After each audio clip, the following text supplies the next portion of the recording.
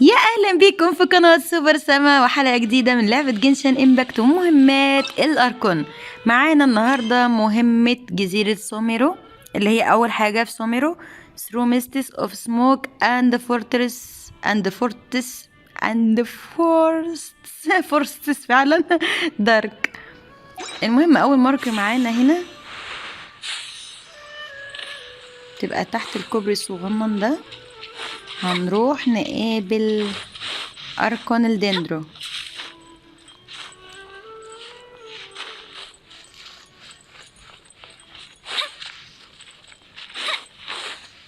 يا وصلنا، نرجع تاني. عادي انتوا احرار، رجعونا وصل براحتكم خالص، قاعدين احنا فاضيين تمام.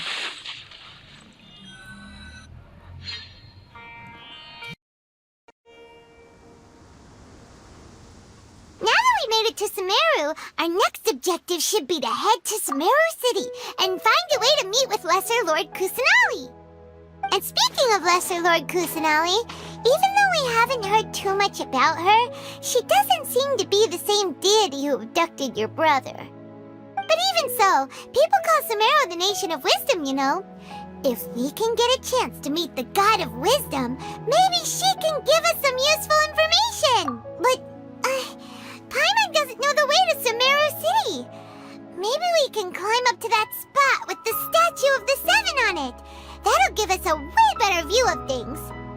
Even if we can't see exactly where the city is, at least we'll be able to check for some smaller settlements nearby. Wait a second. Look! There's someone up ahead! Perfect timing! Now we can just ask for directions rather than wander around like lost adventurers. Hey there! We're not from around here and seem to have gotten a little lost. We'd like to ask for some directions. Huh?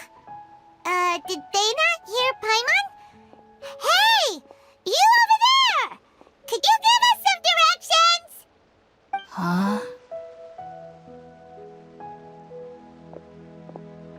What's going on here?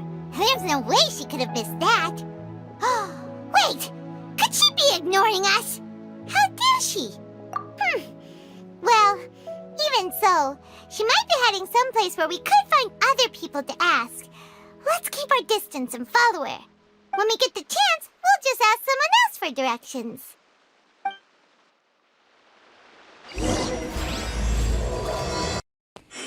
كده المهمة بدأت رسميا. Come on, let's follow her. Just keep quiet. Make sure she doesn't notice us. علامة الجي دي يعني عاملة زي انزومة شوية، لما بندخل البوابة بنطير لحتة تانية، هي دي كده برضه. Waterfall and then suddenly vanished. Let's go take a closer look.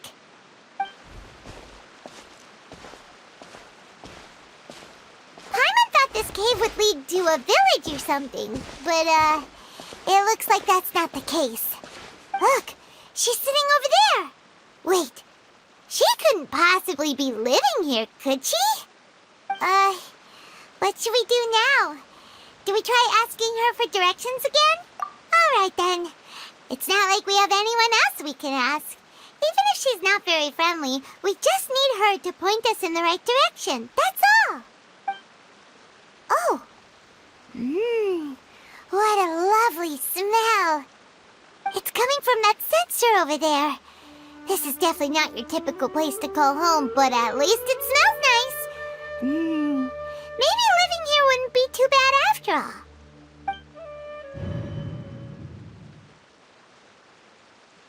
Huh? What's the matter? You don't... What? Is the smell making you feel sick? Strange. Paimon doesn't feel anything.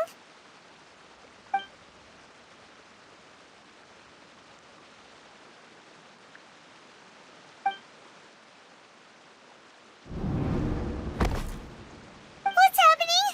Traveler? This is no time for a nap. Oh, come on, wake up.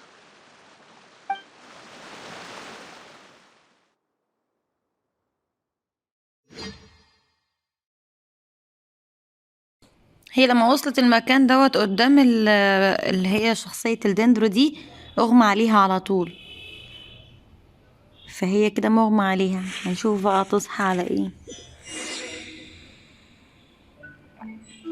ايه ده؟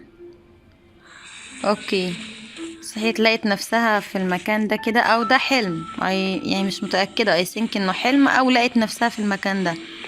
المهم ان احنا بنمشي على الشجرة دي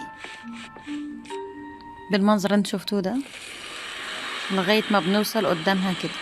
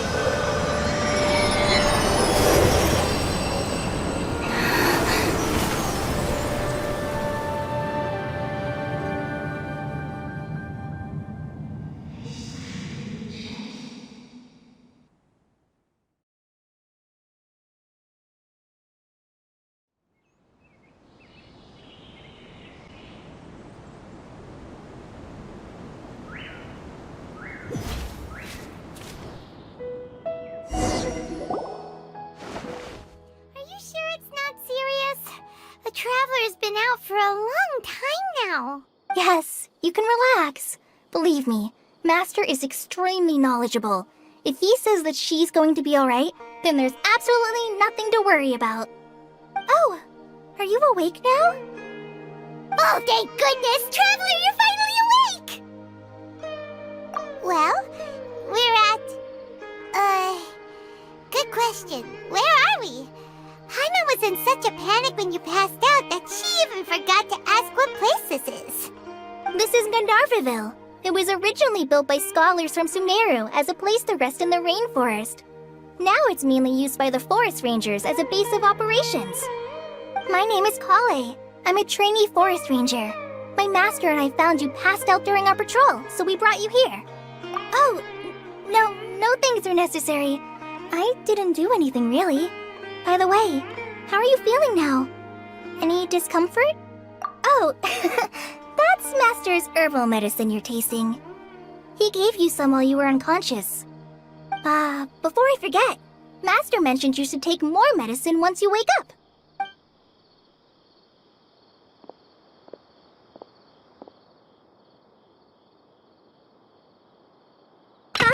Whoops! Kale, what's the matter? Were you trying to retrieve the medicine? As I've already told you, you must be careful with these. All right, I'll get it for you once I'm finished here. Sorry, Master. Now, the guide to Avidya Forest's edible fungi is clearly posted on our bulletin board. But if Farbode forgets which mushrooms to avoid one more time, I'll have no choice but to leave the guide somewhere a little more visible. Like right smack on his forehead so others can remind him to be careful. Right? This is the second time he's come down with food poisoning this month. I'll be sure to give him a good talking to. Yes, please do. If, on the off chance, Farbode simply enjoys having little imaginary fairies dance before his eyes, then we'll just let him be. But the next time he requires any of our medicine, be sure to charge him accordingly.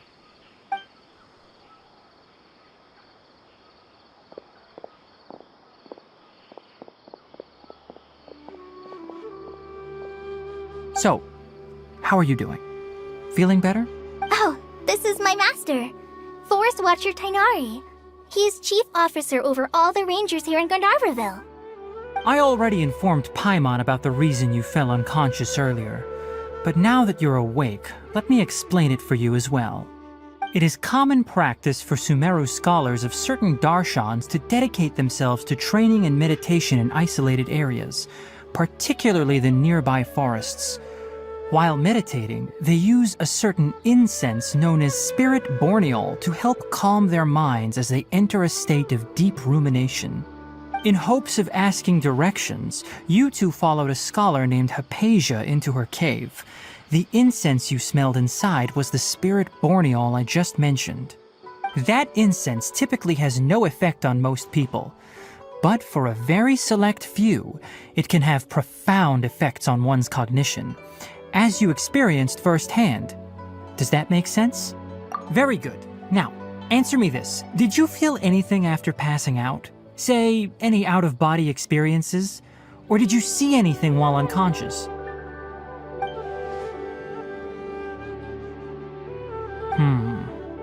Kale, let the others know to stop bringing their patrol logs here for now. Huh? Why? Because these two will be staying here for the next few days. They can have my room and I'll bunk with Amir. Now get a move on and be sure to do as I've said. Yes, Master Tainari.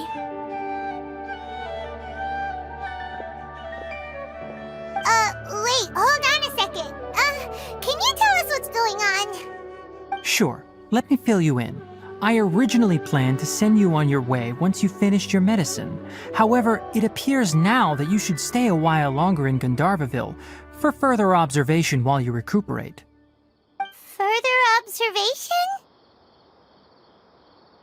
No need to be hasty. As long as you have the capacity to judge between right and wrong, I promise that you'll understand the gravity of the situation once I explain everything to you. Based on what you saw after smelling the incense and losing consciousness, we can conclude that you experienced a powerful hallucination, which suggests your mental state is not in the best of shape. If you're skeptical, have a whiff of this. Whoa, are you okay? You're experiencing a similar sensation as when you passed out, aren't you? So even though your condition is stable as of now, if I were to haphazardly let you leave, it's highly likely that you'd suddenly pass out again somewhere else. The rainforest is home to many fierce animals and hazardous areas. If something were to happen to you again, I'm afraid you might not be so lucky. For now, I suggest you continue taking your medicine each day and avoid wandering off on your own. At least until you stop having adverse reactions to this kind of smell, okay? Good. Now continue resting while I fire up another bowl of medicine for you. Seriously? We just arrived in Sumeru and we're already having problems left and right! Paimon knows we're set on meeting Lesser Lord Kusanali as soon as possible, but you really don't look too good. It'd probably be best to let you recover first. Hey! Are you even listening to Paimon? Paimon's over here worrying about you, you know! What's weird? You mean how you're feeling now? You mean the vision of tree roots and red skies you saw?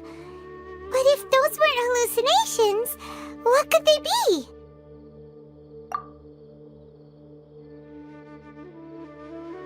Well, considering how unique you are, Paimon trusts your judgment here. But why didn't you say anything about it to Tainari? If he misjudged your condition, then there's a chance you could get worse, right? Huh? You mean that Tainari already knows that what you saw weren't hallucinations? But if that's the case, why would he try to hide that from us? Oh, Paimon gets it now. That explains why you were so quiet earlier. Well, that settles it then. We'll stay here to rest up and figure out what's going on with your hallucinations. But it seems like asking Tainari might not be an option anymore. What do you think? Good idea! Kale's pretty friendly. We can ask her tomorrow about what she knows regarding the Dendro Archon and customs in Sumeru.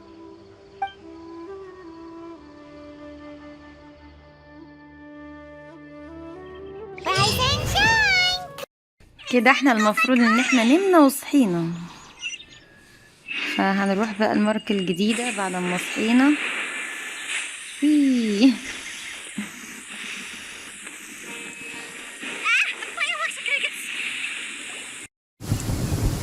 Alright, next let's see. Right hand. Yes, not bad. But please remember that you still need to be careful. Understand? Yes, I will. By the way, Master, I still haven't received the patrol route for today. Look, Kale, today's patrol will be a long one, so you won't be coming along this time. Besides, there's a chance we may encounter...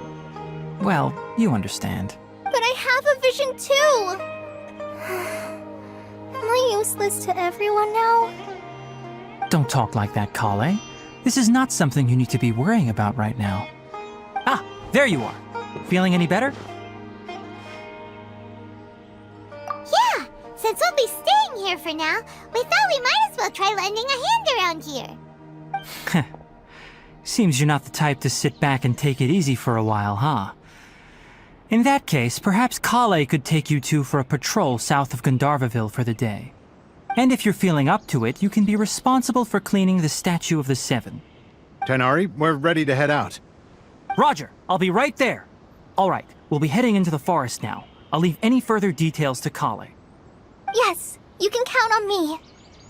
So, Kale, what exactly are we going to be doing today?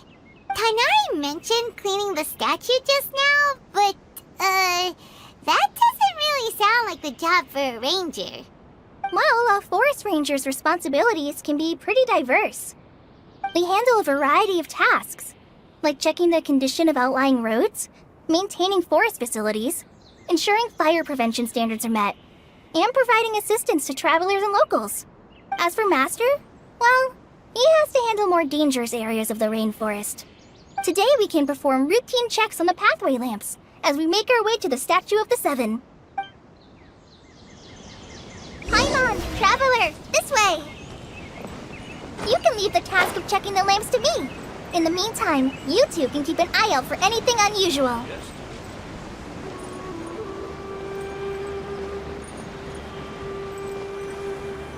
Nothing wrong with these two lamps. Let's move to the next ones. Oh, this lamp seems to be getting a little wobbly. No problems with this lamp. Good.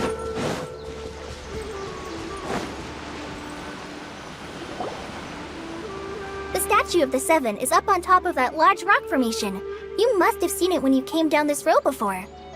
It's pretty high up there, isn't it? Don't worry. If you're afraid you can't make it up there, I'm sure Master wouldn't mind if you don't clean the statue. Oh? I guess I'll leave it up to you then. There's not much footing once you reach the statue, so be careful up there. Paimon will fly up with you and help you with those hard-to-reach areas. By the way, Kale, do you know anything about the Dendro Archon? You know, what's she like? That depends. Are you referring to Greater Lord Rukkhadevata or Lesser Lord Kusanali? Huh? Greater Lord Rukkhadevata? Oh, is that the name of the former Dendro Archon? Uh-huh. Greater Lord Rukkhadevata was Sumeru's first Dendro Archon. She created the rainforest as well as the wall of Samiel around the desert. Her works provided a means of peaceful living for everyone. To the people of Sumeru, she's not only a symbol of wisdom, but also of power and kindness. Unfortunately, she disappeared in a great calamity that occurred a few hundred years ago. According to what Master has told me, the sages later found the newly born Dendro Archon and whisked her back to Sumeru. To celebrate the reinstatement of their lost deity, the sages dubbed her Lesser Lord Kusanali and let her reside in the sanctuary of Sarastana. Uh-huh. Then what happened? Well, and then... I'm not too sure what happened, to be honest. Huh? You're not too sure? But aren't you from Sumeru? Yeah, I'm from Sumeru. But... Maybe it's difficult to discuss this topic with strangers. If that's the case, then don't worry, we understand. No, it's not that.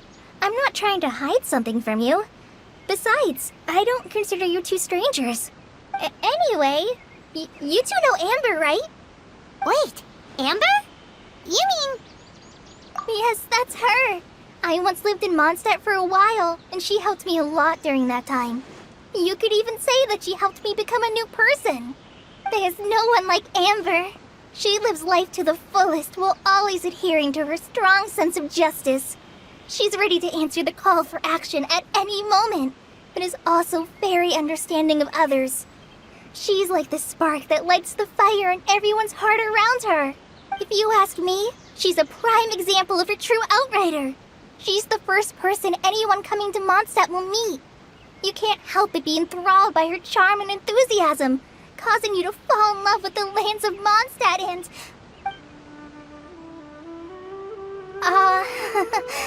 sorry. Paimon thought the work of Outriders was a little different from what you just described, but one thing's for sure, you really like Amber. Sorry. I was rambling on just now. It must have sounded kinda weird. It's alright, Kale. Knowing that you're a friend of Amber somehow makes Paimon suddenly feel a lot closer to you. So, how do you know that we've met Amber?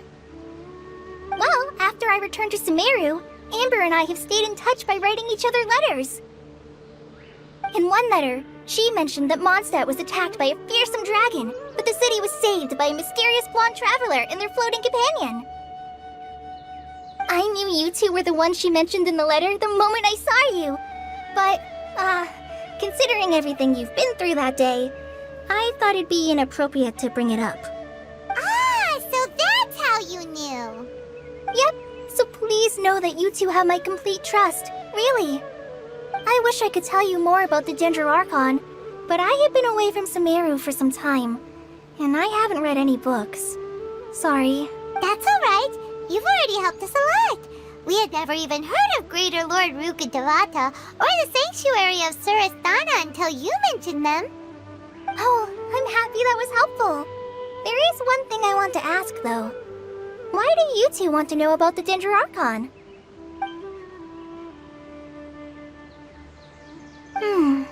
So that's why you're here. Thank you for telling me your story. Don't mention it. We are friends after all, right? Alright, we have a statue to clean. You both have my thanks. While you two are up there cleaning, I'll go ahead and inspect the forest canopy. Let's meet back here shortly.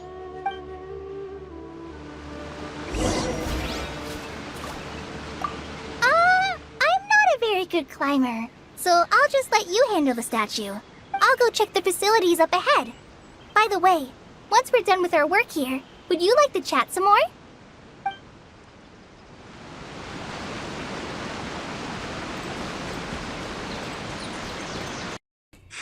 هي الماركة هنا بس مش كولي نفسها، لا احنا نطلع على الشجرة.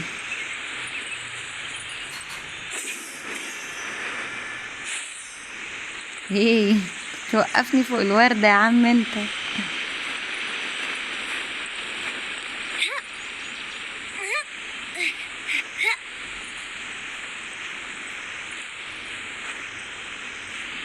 اوه الاستامينا لا والله كانت هتفطس مننا البت، كانت هتفطس مننا. اوكي.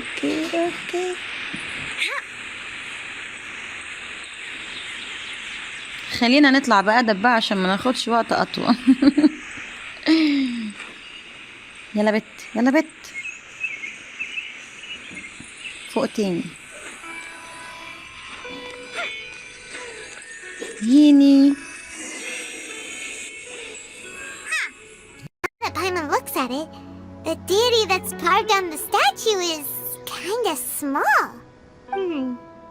Do you think she's supposed to be Greater Lord Rukkhadevata or Lesser Lord Kusanali? You might be right. The statue does look kinda old. Well, anyway, we'll have to figure that out later. Let's get started on cleaning the statue. Paimon will fly up and take care of the top and you clean everything below.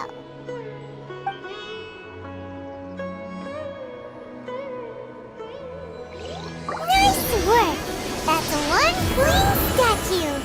Let's head down and meet up with Kale.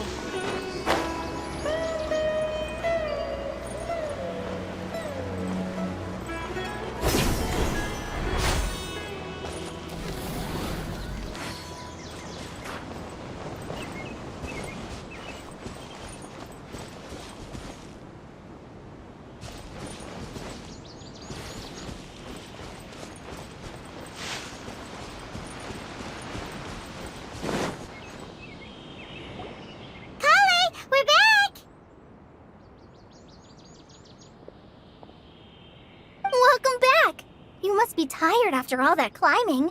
Let's take a little break. I brought some fruit and water for us. Yay, food! What kind of goodies did you bring? Hey, don't be a party pooper. It's not like Kale is a stranger or anything. Besides, the best way to compliment a chef is to show passion for their food. Xiangling taught Paimon that. I prepared a nice portable dish that forest rangers like to eat called pita pockets. I hope you'll like them. Whoops! Ah, no! You dropped it on the ground! Not to worry. I wrapped a few layers of oiled paper around each pita. They should be fine. Oh, whew. Paimon nearly had a heart attack there.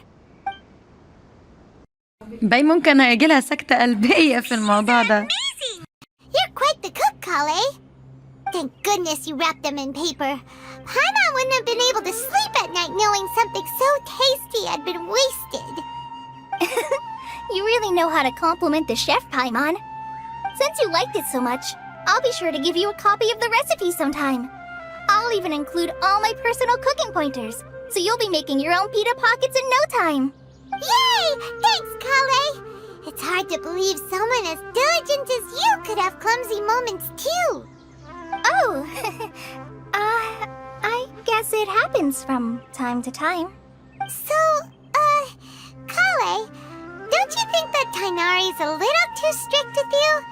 He won't let you touch anything without his permission.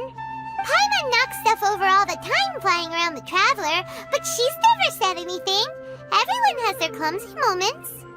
No, you've got the wrong idea about Master.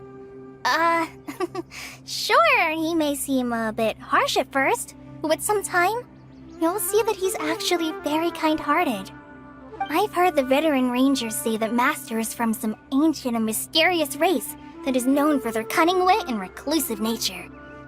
Oh, by the way, you've heard of the Academia, right? Well, there's a group called,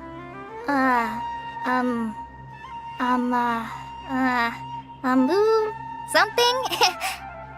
Well, anyway, because Master does a lot of research on plants, sages from the Academia have written him many times, inviting him to take up an official position there. But Master declines their offers every time, saying, Sumeru City is too noisy. It'd be bad for my ears. Seems you already know him well. Anyway, I'm sure the sages were not happy about his responses. Master could obviously have a bright future in the Academia, but he insists on sticking to the path of a forest watcher. Every day he helps the locals of the forest and passes on his extensive knowledge to trainees like me. In fact, Master's the one who taught me how to make pita pockets. Really? Paimon would have never guessed that. Oh, speaking of Tainari, he was the one who took care of you after finding you passed out yesterday. He even carried you all the way here. Paimon's still kinda upset, though. He kept scolding Paimon the entire way here. Oh no, I'm sorry. Master might have been overreacting a little. But, it's mostly because Paimon wouldn't stop yelling, Why, oh why? Is she going to die? It probably started to get under Master's skin after a while. Hey! Don't laugh! Paimon was genuinely concerned about you.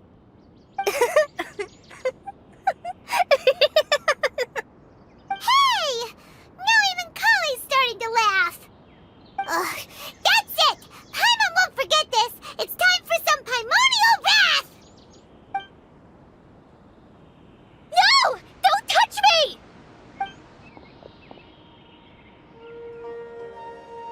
Oh, sorry, Kale. Paimon didn't mean to scare you.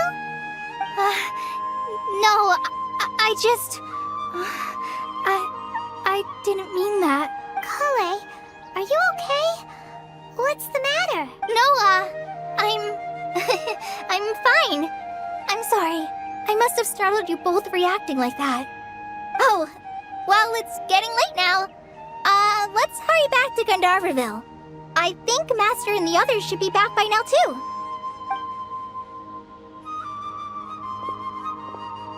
Huh? What was up with Kale just now?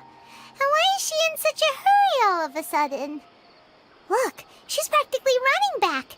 Paimon can't even see her now.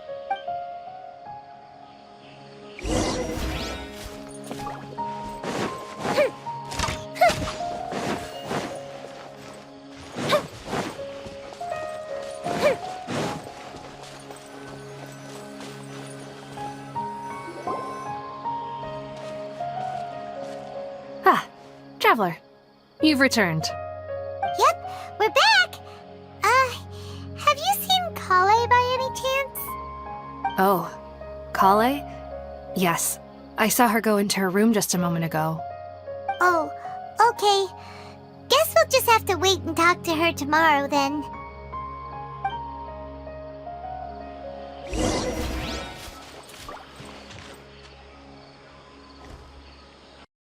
كده احنا عايزين الساعة تبقى 8، نعملها الساعة 8 من هنا. يعني اوكي كده حلو، 8 و5 مفرقتش كتير.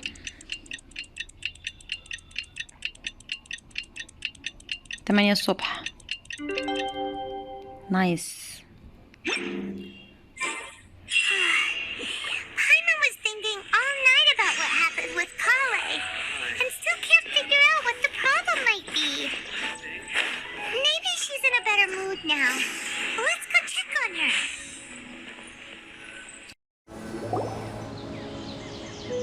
Ah, it's you two. I was just about to go look for you. Huh? Tainari, what are you doing here? Where's Kale? I came to check on Kale's condition. To put it simply, she's not well.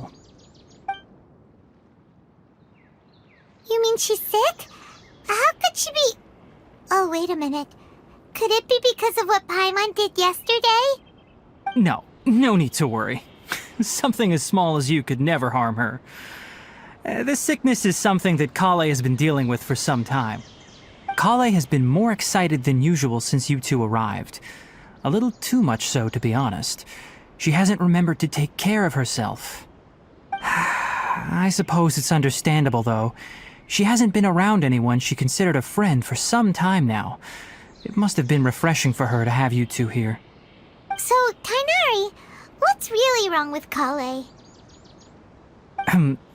Let's take this conversation elsewhere. Kale just fell asleep after taking her medicine. She needs some peace and quiet.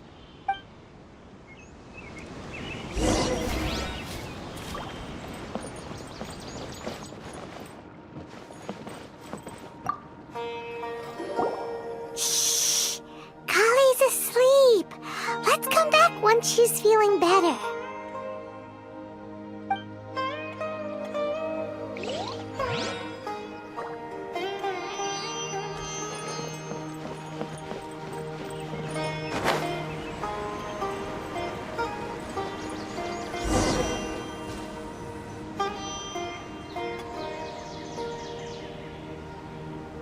All right, let's continue our conversation here, shall we?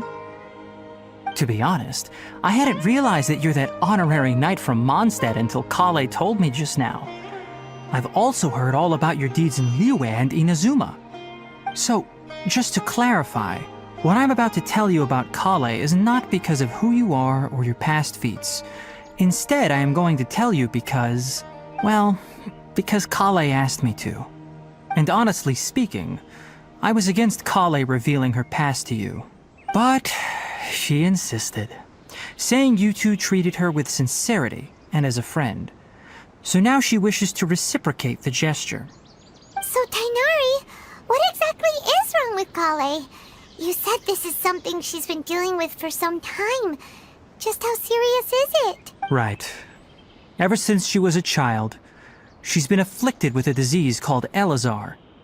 Elazar? Yes, it's a disease unique to the lands of Sumeru. It is characterized by dark and hardened scales that form on the body. At first, the afflicted may only feel mild numbness on the affected area of the skin. However, as the disease progresses, one may begin feeling fatigued and even experience peripheral paresthesia. In its final stages, the disease strips a person of the ability to control their own body, and they effectively become completely immobile. That sounds terrifying. Wait, hold on. So when Kale seemed to be acting a little clumsy earlier, it was because... Correct. That would be the effects of Elazar, which is precisely why I do not want her carrying or holding anything, lest she ends up hurting herself. With appropriate treatment, the disease can be effectively controlled before it progresses to a more serious stage. However, there is unfortunately still no true cure for Elazar. Nevertheless, Kale's mother still hoped that there was something out there. She handed Kale over to an organization known as the Fatui after one of their members lied and said they had a cure. What? The Fatui? Ah, it appears you are already familiar with them. That'll save me some explanation. Anyway, the person who eventually rescued Kale and brought her to me for care said that she had been given to a harbinger known as the Doctor. I have no idea how this doctor managed to do it, but her case of Elazar was completely stable for all the years that Kale was with them. However, Kale's days with the Fatui were anything but pleasant. Kale is a resilient individual and always tries to appear cheerful, but her experience with the Fatui has left deep scars. Even now, she can still feel deathly afraid of someone touching her. Oh, Paimon had no idea Kale's been through so much suffering. Oh, by the way, Paimon, Kale wanted me to tell you that she's sorry for scaring you yesterday. She also wanted both of you to know that she's sorry for hiding her illness. She doesn't need to apologize. None of this is her fault at all. Well said. I hope you'll get a chance to tell her that in person the next time you see her. Kale once thought that it would be impossible for her to have any real friendships. I trust that you two will never let my trainee experience such emotional pain again. Don't worry, Tainari. We'll take good care of her.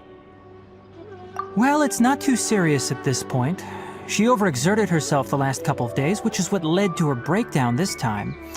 As long as she has taken her medicine and gets plenty of rest, she should get better.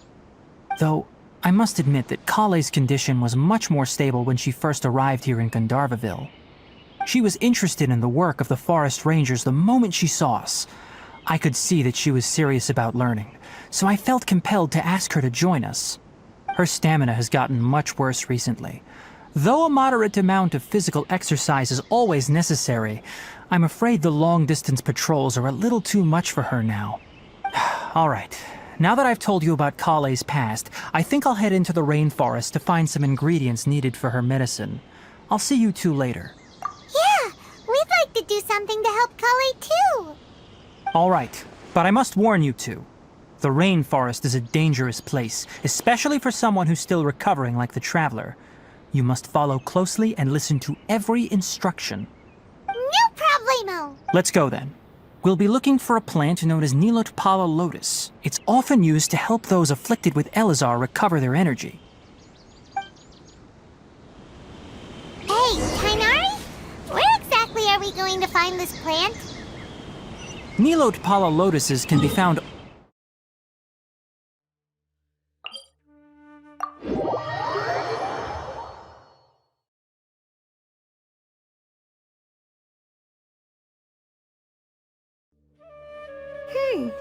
Given the name, it sounds like we should be looking for it in the water. You are correct. Nilotpala lotus grows in the water. When fully matured, they look like giant blue flowers floating on the water's surface. Quite an attractive species, if you ask me. The large petals are actually the plant's leaves and sepals, which surround a very small flower. You should note that many of the plants found in Sumeru have names that are contrary to their species. Take the Kalpalata, for example.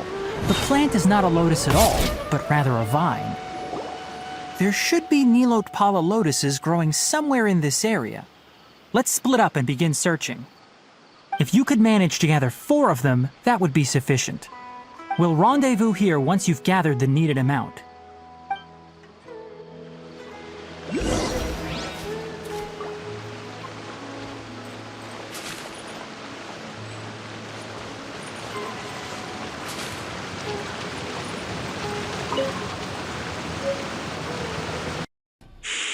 هو المفروض ان احنا بنلم الزهرة اللي موجودة هنا في البحيرة، والزهرة اصلا اهي، يعني مش بنلف عليها. مهمات الاركون كده كده سهلة، انتوا فاهمين.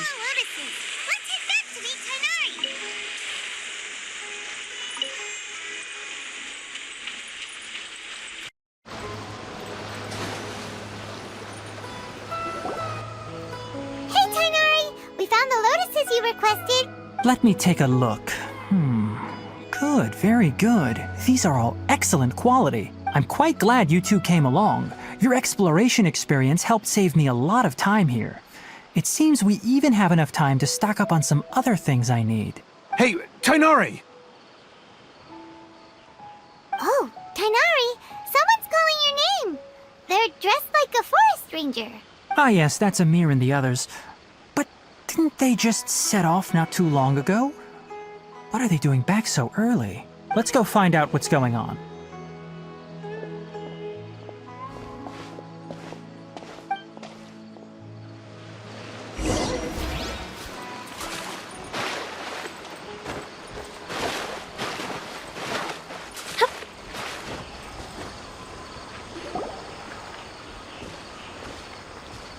Tainari, thank goodness we found you here. We were just about to head back and find you at Gandharvaville. What's going on? We just discovered a withering zone. The Withering is back? But the patrol route you were on should have been already clear just a week ago. It reappeared so quickly. Can you tell me the exact location? It's up ahead, deep in the river valley. It's appeared in a spot that blocks nearly the entire narrow part of the valley area, so we decided to come find you as quickly as possible. And the radius of the contamination? Sorry, I couldn't get a clear enough view to tell. No one in our patrol team had a vision, and it appeared to still be spreading, so we didn't risk getting any closer. Okay, I understand. You made the right decision. I'll go deal with it right away. In the meantime, please guide these two back to Gandharvaville. Wait, Tainari, why don't you let us help you? You two have only just arrived in Sumeru. You're still unfamiliar with many things in these lands. There's a unique type of anomaly that occurs in the Sumeru rainforest. It's called the Withering. The affected areas not only cause nearby vegetation to wither, but it's also lethal to wildlife and even people. If you don't carry a vision, then you should think twice before approaching such places. Yes, Amir is absolutely right. I wasn't kidding when I said the rainforest is a dangerous place. As Amir said, only someone with a vision, that is, the power to manipulate elements, will be able to resist the Withering's corrosive effects for a time. That's right. If any of the forest rangers without a vision come across a withering zone, we first make a record of the location and then have a ranger with the proper abilities deal with it, like Tainari here. Only someone with a vision can venture within a withering zone and find a way to deal with it. But you don't seem to carry a vision. Don't worry, she may not have a vision, but she's a real pro at using the power of the elements. It seems the rumors about... In that case, all right, you two may accompany me. We typically only teach visitors how to identify the Withering as they're about to leave Gandharvaville. We'll make an exception today and show you what it looks like up close.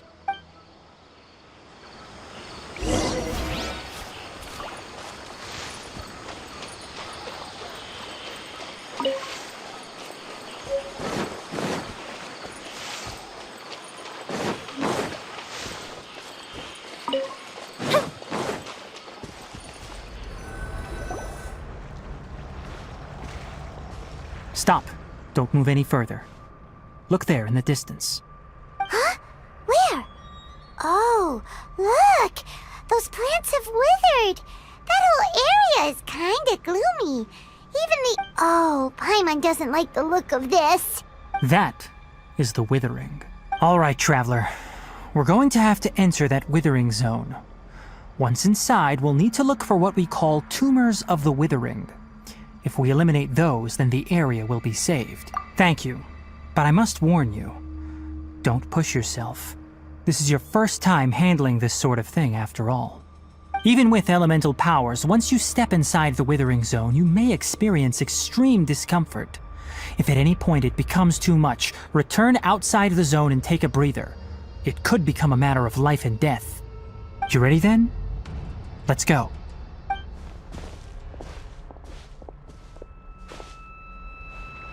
First, we must locate any branches sustaining the Withering Zone.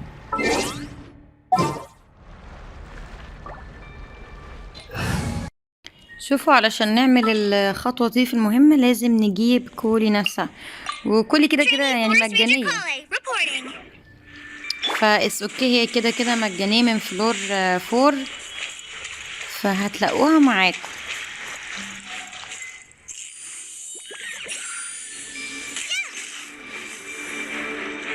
بس احنا الاول خلونا نخلص على شوية الكائنات الرزلة دي.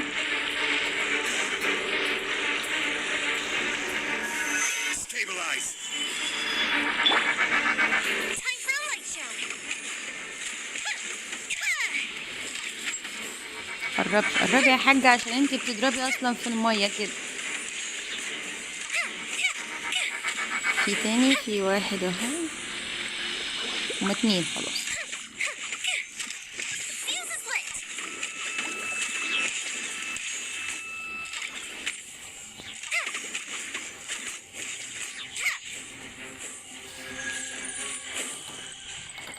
دلوقتي احنا كده فتحنا المرحلة دي. هنعمل لدي، احنا كده خدنا الفراشات، عملنا اول حاجة.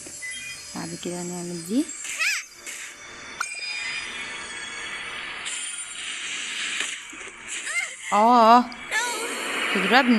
تضربني الحقيرة.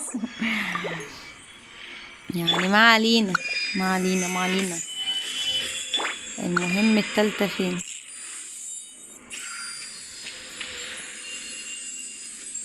هي دي اللي هناك دي ولا ايه؟ مش متأكدة. لا استنى، ناخد دي تاني. احنا عملنا اول 2، في واحدة تالتة اهي ورانا اصلا.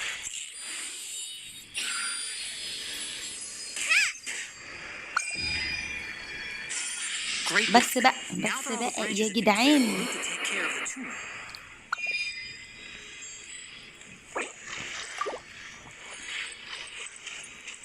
هنضرب بقى الكائن اللي نزل ده. اصلا انا عندي كولي مش متطوره اصلا، فهتاخد ضربه هتتكل على الله على طول. حاضر.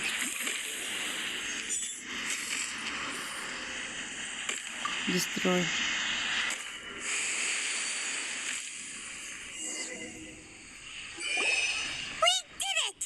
Everything's returning to normal now. Yes, thanks to you two. We were able to quickly restore this area back to normal. Tainari? You make it sound like we did well, but why does Paimon have the feeling you're worried about something? It's that obvious, huh? Alright, it's like this. Recently, the rate at which the Withering Zone appears has been increasing. Even though we were able to quickly clear that Withering Zone, it won't be long before another one appears. If that simply meant more work for me, then that wouldn't be an issue. But it's far more severe than that. The Withering is leaving lasting effects on the rainforest itself.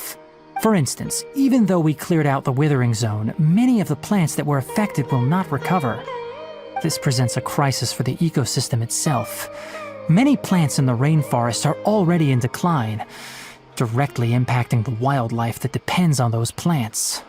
And most disturbingly, as the appearances of withering zones have started to increase, Kale's case of Elazar has also become more serious. Huh? Well, why's that? I'm still not sure of the exact reason. However, I've received word from acquaintances at the academia that similar cases are being reported for patients with other conditions. No, none that we know of. The withering has been recorded in Sumeru for millennia. It's said that it originates from the depths of the world. By the way, have you heard of Irminsul before? Irminsul is a tree located deep beneath the surface. Although it isn't like any tree we know in a biological sense, you can basically think of it as a large tree that grows downwards rather than upwards. I'm sure you've heard of ley lines, right? They're like the roots of Irminsul, spreading and extending from a massive cavern deep underground all the way up to the surface.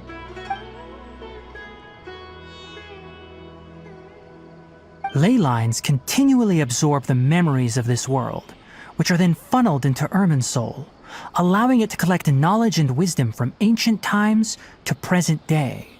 The Dendro Archon is known as the God of Wisdom because her consciousness is directly connected to it.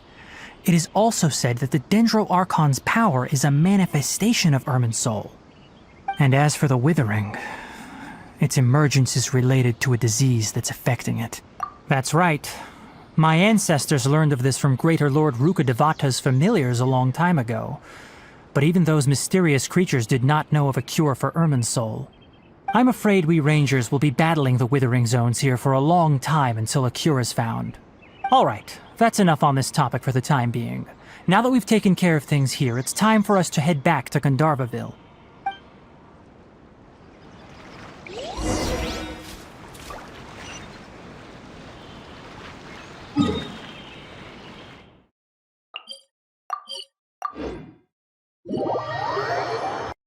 انا وانا ببدأ المهمة كان في دماغي ان احنا رايحين نقابل دندرو اركون لان هما كانوا كاتبين كده بس. ودلوقتي وهو بيتكلم على الدندرو اركون افتكرت اصلا ان ناهيدة هي الدندرو اركون، بس هي يعني عشان قصيرة وامورة وكده مش لايقة اركون، فاهمين قصدي؟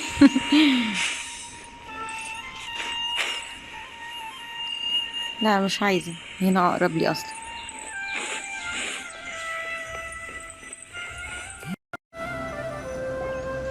Oh, Tainari, you all made it back. How did it go? The withering zone you reported has been taken care of. No need to worry. Huh. Wait, is that?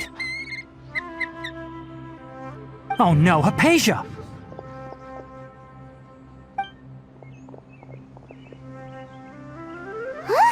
What's wrong, Tainari? This Duskbird is Hypatia's designated courier for urgent news. You do remember her, don't you? She's the scholar you and Paimon were following when you first arrived in Sumeru. Oh, her? How could we forget? So did something happen? Let me see what's written in the letter first. Oh. So what's it say? And what's with that weird expression on your face? Just let Paimon read it. Huh? All Paimon sees are 3 squiggly lines. Yes, allow me to explain. After we brought you from Hypatia's cave to Gandharvaville, Hypatia resumed her meditation. She must have just finished. It's been nearly 3 days since she's had anything to eat, and it appears she's forgotten to prepare some rations. This letter is her asking us for help. We need to go. What? You mean she's been sitting there for 3 days? Hey, wait, how did you know all that from just a few lines on the paper? Well, obviously because this has happened before. Last time she drew 5 lines, and by the time we found her... Well, I'd prefer not to remember that. Needless to say, Hypatia's been through worse, but we should still get to her as quickly as possible. I've got some emergency rations set aside for times like these. Paimon, Traveler, could you two bring these to her? Wait, you want us to bring her the rations? But will the Traveler be okay if her cave is still filled with that funny incense? Let's find out. Here, Traveler, take a smell and see. So, how do you feel? Huh? Really? You're not feeling even a little drowsy? But wait, how'd you know that she'd be okay this time, Tainari? Back when we were clearing the withering zone, I observed that she could adeptly manipulate the dendro element. I knew then that she would be fine. And if I may ask, when I was telling you two about Irminsul's ley lines, was what I described similar at all to what you saw while you were unconscious? That's correct. Those weren't hallucinations at all. Though I don't intend to apologize for deceiving you. Because what you saw is of significant importance. Not just for the nation of Sumeru, but the entire world of Teyvat. My forefathers were shown much favor by Greater Lord Rukkhadevata. We took an oath to protect this nation together with her. Now that that duty has fallen to me, it was part of my responsibilities to ascertain whether you could be entrusted with the fate of Sumeru. Now, after seeing you in action with my own eyes, you have earned my confidence, and I no longer feel the need to hide any secrets from you. When you passed out, your consciousness had connected directly with Irminsul. What you witnessed were actually real memories contained within Irminsul itself. I could try to tell you more, but it would be better if you went to ask Hypatia instead. Her focus on meditation and use of Spirit Borneol are aimed at establishing a connection with Irminsul, just as you did. That sounds nice and all, but will she really help us? Seriously, she completely ignored us the last time we tried talking to her. That was because when you ran into her, she was in a special phase of her training. During that time, she must avoid communicating with others. Please, wait here for a moment.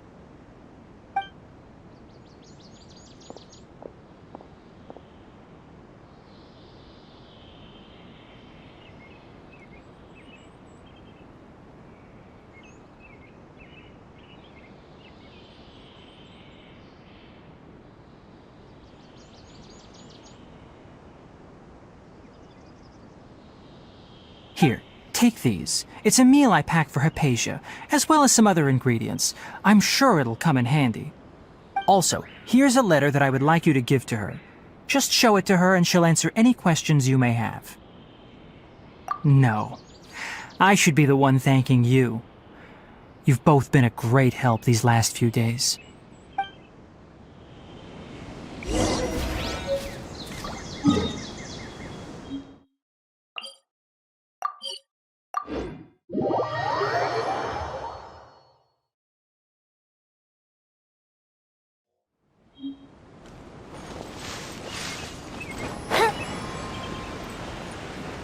Hypatia should still be in the cave. Let's go inside and see how she's doing.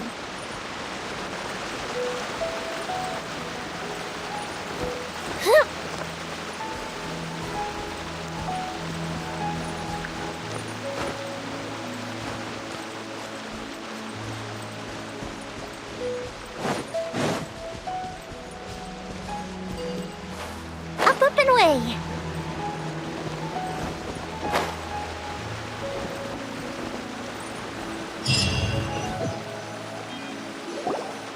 Hello? Hypatia? Hey, there's nobody here. Maybe she went out to look for some food. Let's try looking around the area.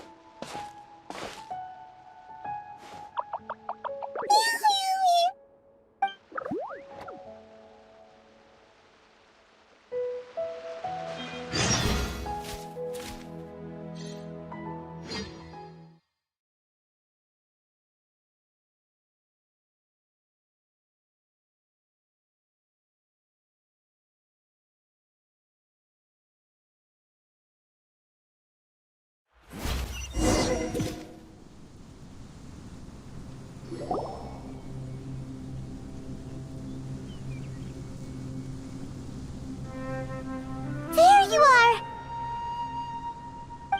Hypatia, are you alright? So hungry. Need water. There's no way we can get her to eat in her current condition. Let's try finding some water first. Huh?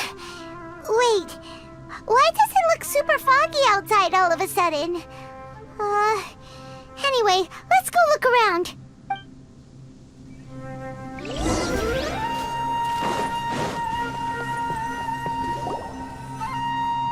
Huh? How'd things out here end up looking like this? What happened? And where are we? Really? Oh, maybe you're right. Let's go investigate the area. هي اللي رحنا لها دي اصلا بتقول ان هي جعانه جدا ومحتاجه ميه، فاحنا دلوقتي بندور لها على ميه.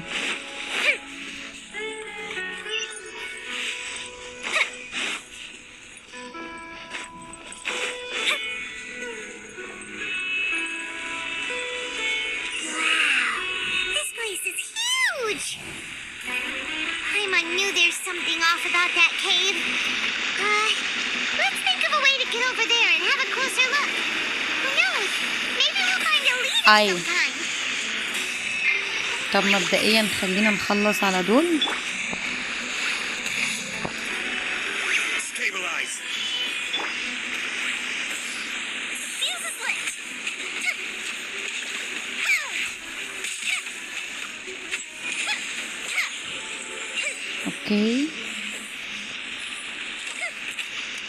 خلص خلاص. هنطلع بقى. ما انا عارفه. اوكي، بس هي المارك فين؟ مارك فين؟ مارك فين؟ يلا.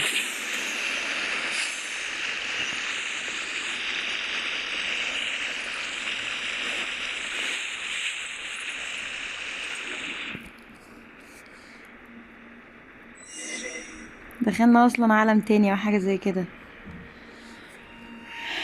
لقينا نفسنا جوا بيت معين كده. Huh? What happened just now? Why'd everything around us suddenly change? لا كده كده انت عندك حق يا بايمون والله.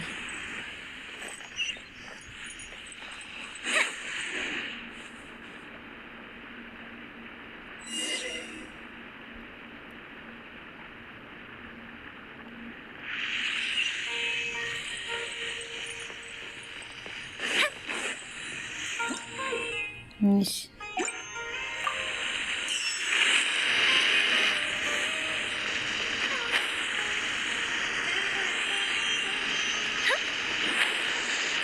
مش شايفة المارك.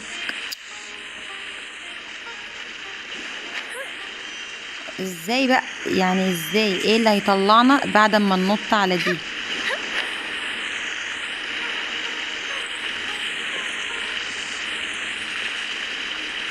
استنى، احنا في هنا اصلا لسه ما خدناهوش.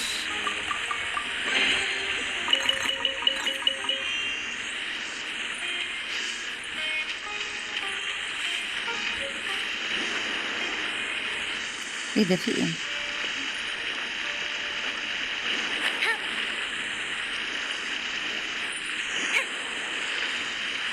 اوكي. Up and away. اطلعي بقى، اطلعي بقى يا بايمون.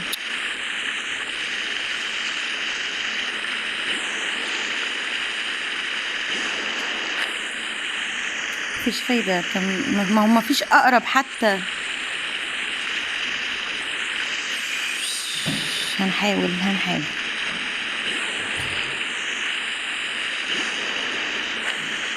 اوكي طلعنا.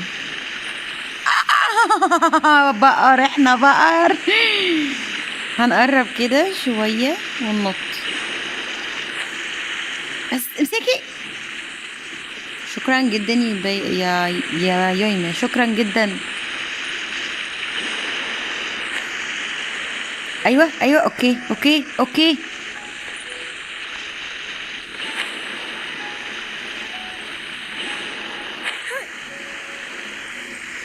مش ناقصة فيكشن ارجوكم. عايزنا نطلع الناحية دي. مش من هنا طبعا، لان احنا مش هينفع مش تمسك في حاجة هي. احنا بنختار الاقرب. Up and away. وصلنا. المفروض هندخل العالم بتاع البيت اللي كنا فيه دلوقتي تاني.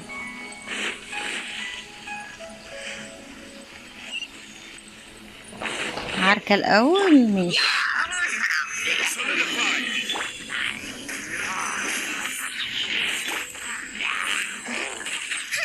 Time for a light show.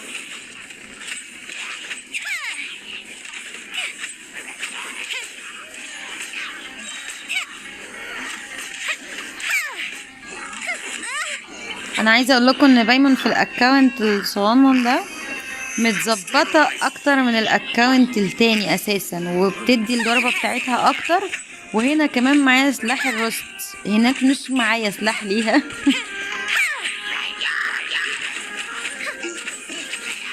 فمش هديها اي سلاح، وكده كده بلعب بشاو لغايه ما يجيلي الروست كده مفاجاه يعني. Everybody stand back. بس يا عمو استنى. هي جت فيه بس ايه، هو يعني من بعيد شويه.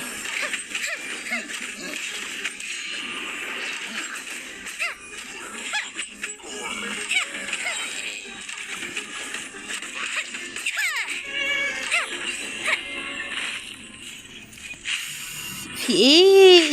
انزلي يا بت، انزلي يا بت. الصندوق يخرب بيتك. والله انا لا دوست على حاجه ولا رحت في حته. انا عايزه الصندوق. عموما خلينا نكمل.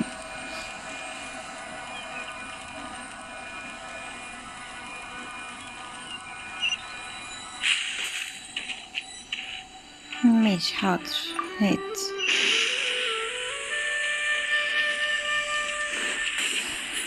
طب انا صندوقي بالنسبة لصندوقي يا رجالة راح فين؟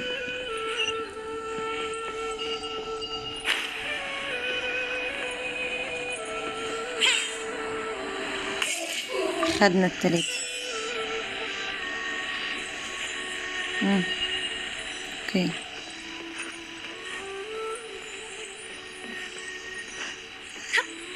هي علامة الجي دي. يلا.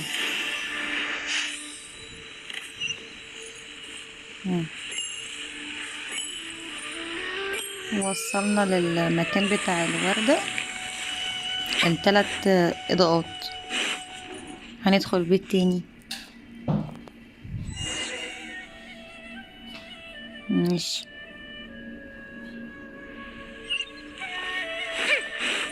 What into that is going on here? This place is getting weirder by the minute. Hey, what's the matter? You don't look so good. عارفين بقينا نعمل ايه؟ الحجر ده عليه رسمة وده عليه رسمة، هنقف كده بحيث ان احنا نطابق الرسمتين ببعض، بس كده.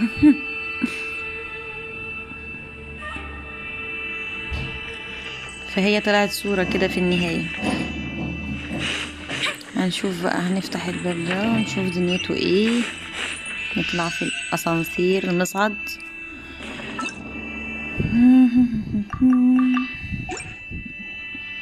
ده لغز برضو اللي انا قلتلكوا عليه ده، بس لغز خفيف يعني، كده كده كنت عارفاه من ايفنت قبل كده.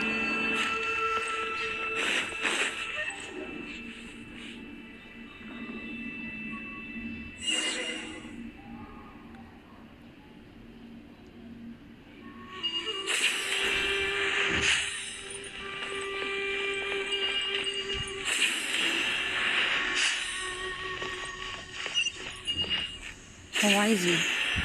احنا كده بنرجع. احنا كده بنرجع. مفيش جي فوق؟ لا فيه، بس احنا لازم نبصله.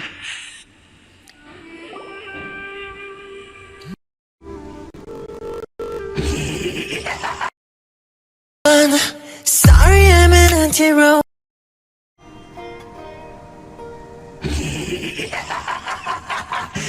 Well. Looks like we meet again, traveler. The Abyss Herald! What a... Strange place. Plotting. You needn't worry about such things. They don't concern you.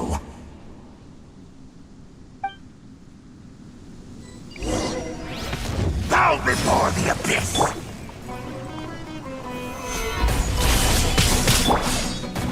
Pipe this on for size!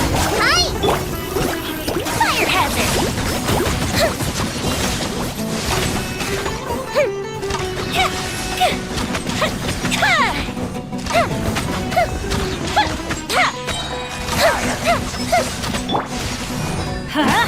Everybody stand back!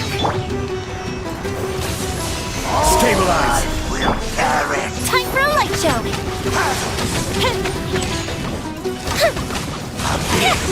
Grant me new life!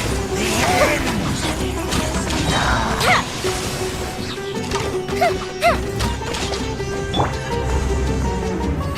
Gather!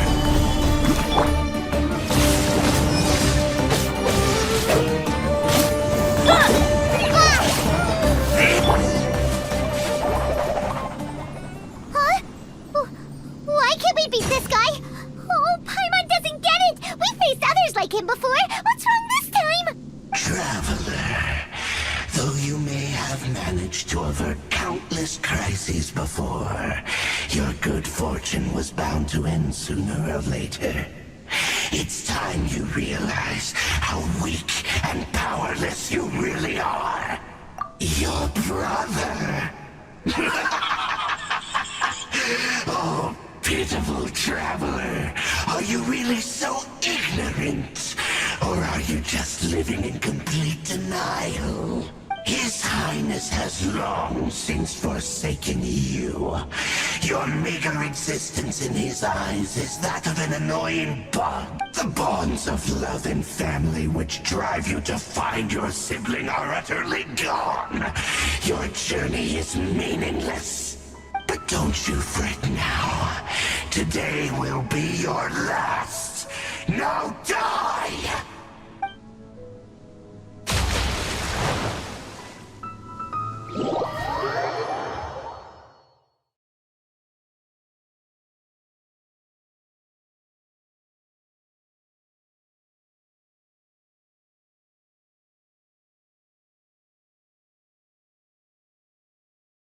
الابيس هيرالد ده بقى كل ما بنقابله ما بنخلصش عليه.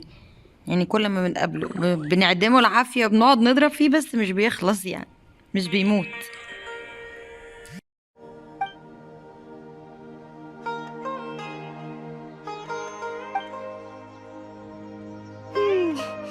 What do we do? We haven't seen Hypatia anywhere out here. Oh, there she is! Quick, let's see how she's doing. So sweet. Well, the good news is that she's still conscious. Hey, why'd you drop her food on the floor like that? Are you okay? That's really not like you. Anyways, we can talk about this later. We better make sure she's alright first.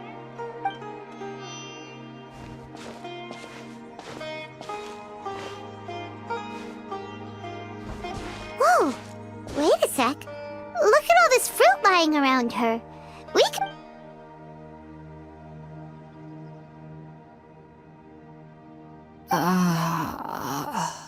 Who is there? Tainari, is that you? Huh?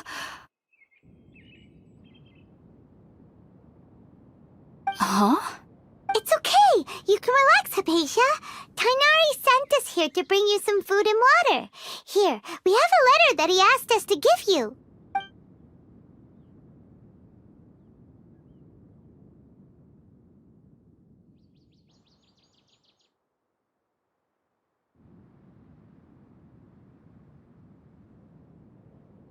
I see.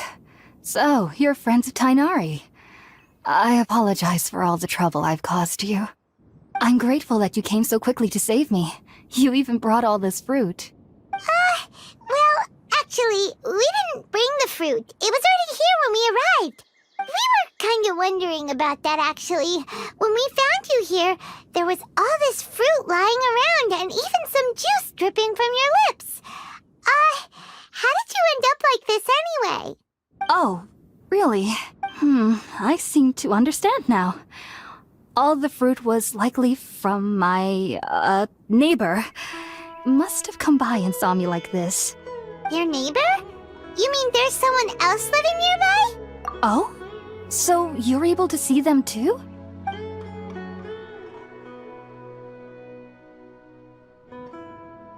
Wait, hold on a second, Traveler. You say that before we arrived, you saw some mysterious creature and suddenly had a strange dream? Isn't that a little too crazy to believe? No, I actually do believe what the Traveler is saying. I myself had a similar experience once before and ended up scaring my timid little neighbor here. You needn't worry. They mean you no harm. They only dragged you into the dream because they hoped to buy themselves a little time in order to scurry away. So, Hypatia, just what kind of creature is your neighbor exactly? I'm not sure what it's called, to be honest.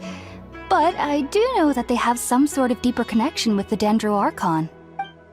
I know this because the first time I saw them was also the exact day my consciousness was able to form a connection with Irminsul. Even after I opened my eyes and stopped meditating, my heart was still pounding, and my mind was racing with all the knowledge that I had touched. And at that very moment, I suddenly noticed a small figure at the opening of the cave. In my curiosity, I began to walk over to the creature. They must have already been used to me living in the cave, because they didn't seem to mind me approaching them. They just kept doing whatever they were up to. It wasn't until I crouched down next to them that they suddenly realized that I could see them. Oh, and then? And then I had a dream. By the time I came to, they were nowhere to be seen. I was convinced they'd never show up again. But sure enough, I saw them nearby a few days later. And they weren't alone. I feel like they aren't as afraid of me as the first time I approached them. But I never would have expected them to save me. Yes, no doubt about that. By the way, Tainari mentioned in his letter that you had questions for me regarding Irminsul.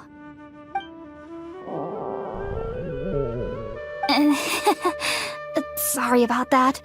Sounds like just drinking juice still isn't quite enough for my stomach. Well, if somebody hadn't dropped the food earlier... Anyway, looks like we'll need to prepare something ourselves. Besides, Paimon's getting hungry too. Let's eat first and talk about Irminsul later. Alright, we're out, traveler. Today's menu will feature sweet madame and a radish veggie soup. You'll love them, Hypatia. They're our specialties after all.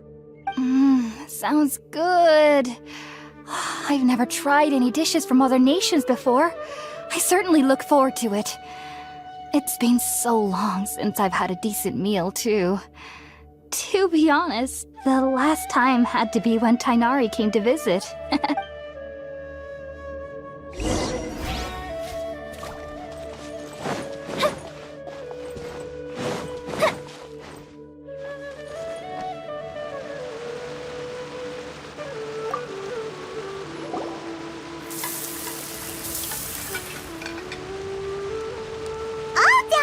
Let's use the empty box that Tainari gave us since we already watched it. Oh, it smells amazing. And the box is a nice touch too. Let's go serve this up and start eating with Hypatia.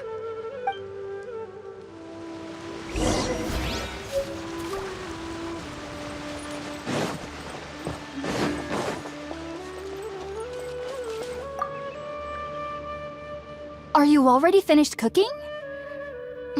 Smells delectable. I'm truly thankful whenever I can enjoy a proper meal like this. Cooking really isn't my forte.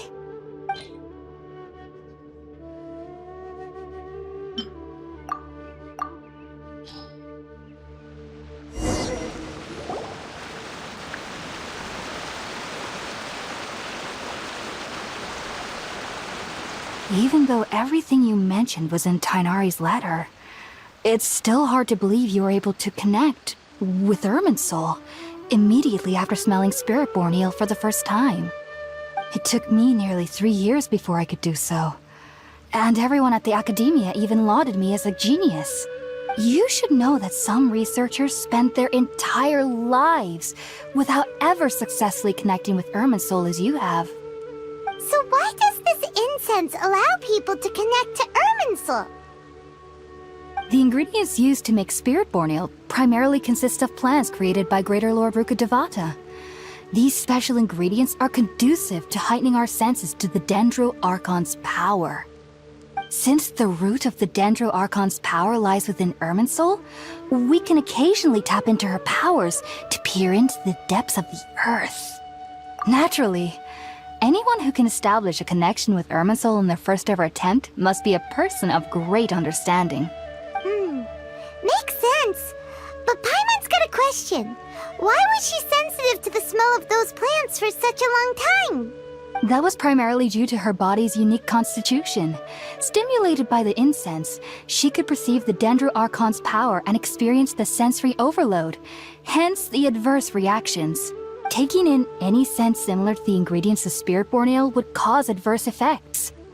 Not to worry though, it appears you've already fully recovered. Technically, your body should still be sensitive to the powers of the Dendro Archon, but unless you're using intentional meditation techniques, the scent of Spirit-born ale should no longer trigger such reactions. Whew. Well, that's a relief. I must admit, I am quite envious of your abilities. Even if it meant suffering from pounding headaches for the rest of my life, I'd consider it worthwhile so long as I could connect with Irminsul at will. Whoa, you're really serious about this whole thing, aren't you? I am a researcher after all. As a member of the Ritaoist Darshan at the Academia, my main area of research is the stars and their connection to the fate of living beings. But there is still so much we don't know, especially regarding the mysteries that lie in the starry skies. Which is why I must turn to the all-knowing Irminsul for answers. If only my perception wasn't so limited. Unfortunately, I cannot guarantee that my every attempt to attune with Irminsul will be successful, or that doing so will leave my consciousness intact. I am currently in the stage of training known as Satyavada life. Many researchers in Sumeru have lost their minds while seeking to attune with Irminsul during this stage. Sages have said that Irminsul contains divine knowledge, and touching such knowledge without the proper preparations and abilities will only lead to one's mind caving in on itself. That's why we meditate alone. We need to ensure that our minds will be calm while minimizing the possibility of involving anyone else. Whoa, so knowledge from Irminsul can be super dangerous. Aren't you afraid of the risks, Hypatia? Of course I do. Especially during nights that are pitch black with no moonlight, and dead silent without even the sound of insects. However, I've been feeling better as of late. I don't get as scared anymore knowing that I have a little neighbor living nearby. I believe that being able to see them is a sort of blessing from the Dendro Archon. But what's strangest of all is that they're clearly an envoy of the God of Wisdom herself, and they have the curious power to make people dream. What's so strange about that? It doesn't sound so out of place for a divine being, does it? Well, it's strange because nearly nobody in Sumeru can ever dream. Oh, is that true? Yes, well, to an extent. Only children can dream in Sumeru. Adults, however, never do. The sages say that wisdom implies rationality, but that which occurs in dreams is often neither rational nor logical. Yes, if one struggles with anxieties, those emotions could influence their dreams. The fact that the people of Sumeru do not have dreams is seen as a blessing by the sages. They believe that Greater Lord Rukadevata, the God of Wisdom, is keeping us away from the foolish delusions you encounter in your sleep. I was born into a family of scholars in Sumeru City. Ever since I was a child, my parents would always tell me that I'll know I've grown up once I stop dreaming. I studied hard, enrolled as a student in the academia, and went on to become a researcher. Sure enough, I never dreamed again. But then, on the day I scared the little Aranara, I suddenly saw a dream again. It was incredible. Though I don't exactly remember what I saw, I clearly recall the feeling. I suddenly felt like I was a child again. Back then, I was foolish and ignorant as any youth would be. But I was free of fear. Maybe dreaming isn't as bad as we've made it out to be. Just be sure not to speak of this if you travel to Sumeru City. They'll look at you as if you've lost your mind. So, do you have any thoughts about the things she saw when she connected with Irminsul? Sorry. I'm afraid I don't have any answers as of now. All I can say is that what you saw is a memory contained within Irminsul itself. World forget me. What could that possibly mean? If only I could ascend past Satyavada life and begin Paripurna life, I might have some more answers for you. If you two are ever in the area again, please be sure to come and see me. There's no need to be thanking me. You two are my saviors. Besides, I'm already looking forward to tasting some more of your cooking.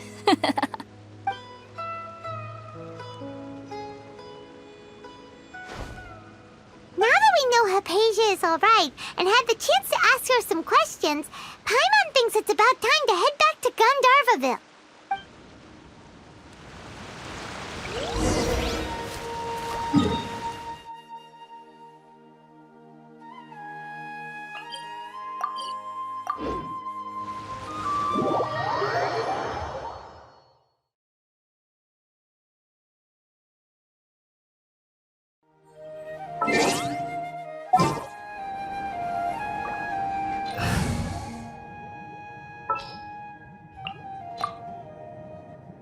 Behold, the prin-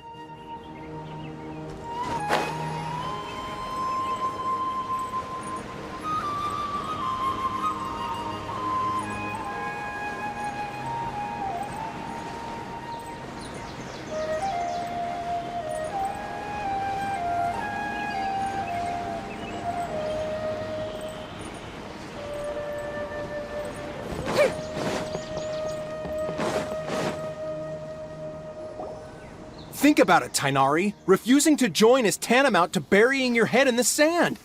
I understand that you're a forest watcher and that it's your duty to combat the effects of withering zones. But isn't it evident that such work is not a lasting solution to the problem? As Sage Kage clearly stated, your presence and guidance in Sumeru City is pivotal in finding a cure for Irminsul. Keep your emotions in check, Gulam. Let's at least listen to Tainari's reason for declining. We're here to invite him to the Academia, not to cause a scene. Sage Kage, I am truly honored that you came here in person, but I'm afraid I must still decline your invitation. I am merely a forest watcher. How could the great minds of the Haravatat have any need of someone like me? Well, it turns out that your refusal letter had some implications on your master's reputation. He is a renowned sage of the Immorta, after all. So now I've come here in his stead. I see. Huh. And I figured that given his temper, he would come here and berate me personally. Tainari, your master is an integral part of this effort, and now he requires your assistance. And what exactly does my master need of me, Sage Kage? You'll know once you've arrived in Sumeru City, that is. And how long will I be required to stay? There's no definite answer as of now. Do you mean to tell me that despite coming all the way here to Gandharvaville, you still can't answer the questions I laid out in the letter to my master? If that's the case, then I'm afraid I cannot give you a definite answer either. Tainari, but you... So be it. Come, Gulam, we're leaving.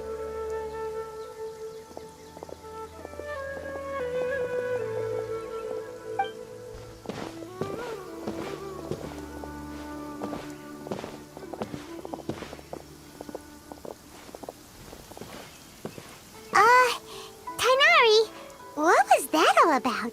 It's nothing.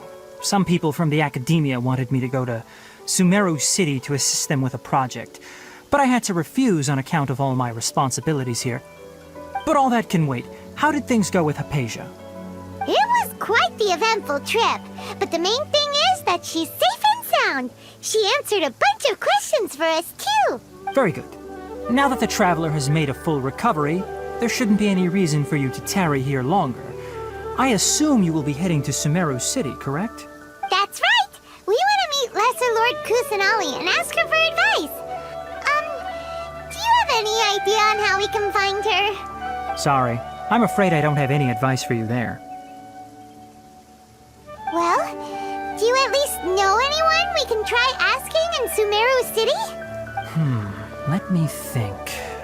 My trips to Sumeru City have been fairly short, and most of my acquaintances are researchers.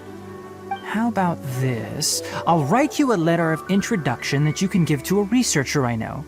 He's from the Immorta Darshan and is adept at gathering information. Asking him might prove worthwhile. Also, when you enter Sumeru City, you'll probably end up receiving something like this item here. I'm not sure if it will ever come in handy for you, but maybe you can give it a try. Oh? What is it? It's called an Akasha Terminal.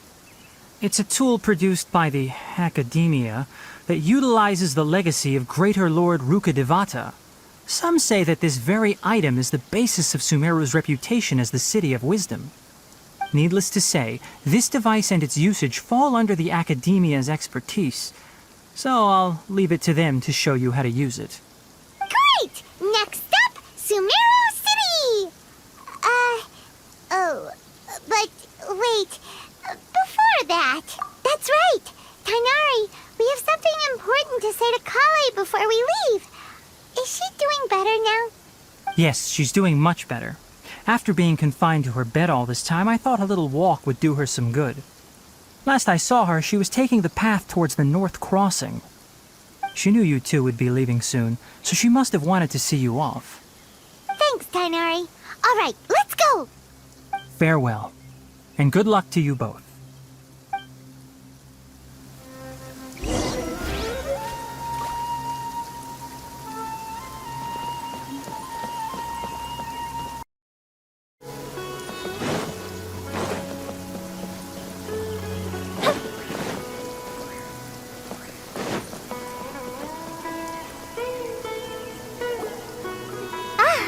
I've been waiting for you two.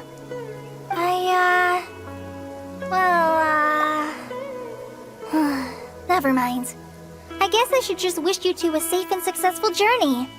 Thanks for waiting here just to see us off, Kale. We're headed to Sumeru City. Don't worry about me. I can take care of myself. My condition won't be getting in the way of my duties. I want to be a forest ranger after all. It's up to me and the others to protect the rainforest here. And, I'm sorry. I should have told you both about my condition when we first met. I just wanted you two to treat me as a normal friend, not some girl that needs your sympathy. But I guess now I understand that the most important thing is for friends to be genuine with one another. There's no need to apologize, Kale. We should be thanking you for trusting us enough to be your friends and sharing your past with us. We're probably still gonna worry about your condition, but that's because we're friends and we care about you. Thank you. That means a lot. Before you leave, I have something for you. Oh? What is it? It's my recipe for pita pockets. I told you that I'd give you a copy, remember?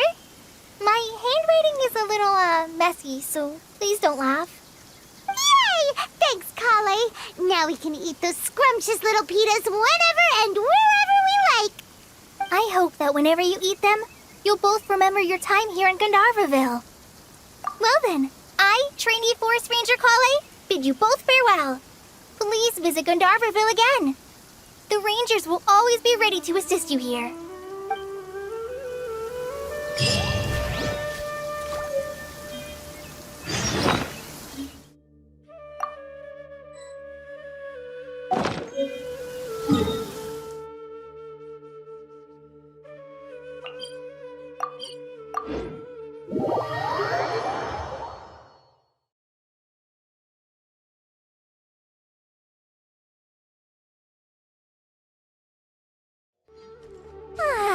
This is great. Huh? There's a new bulletin board here.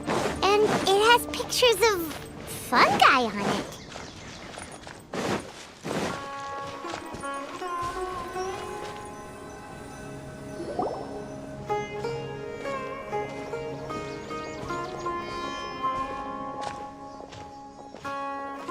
Sumeru City! We finally made it. Oh, did you see that? When those people entered the city, something on their heads lit up.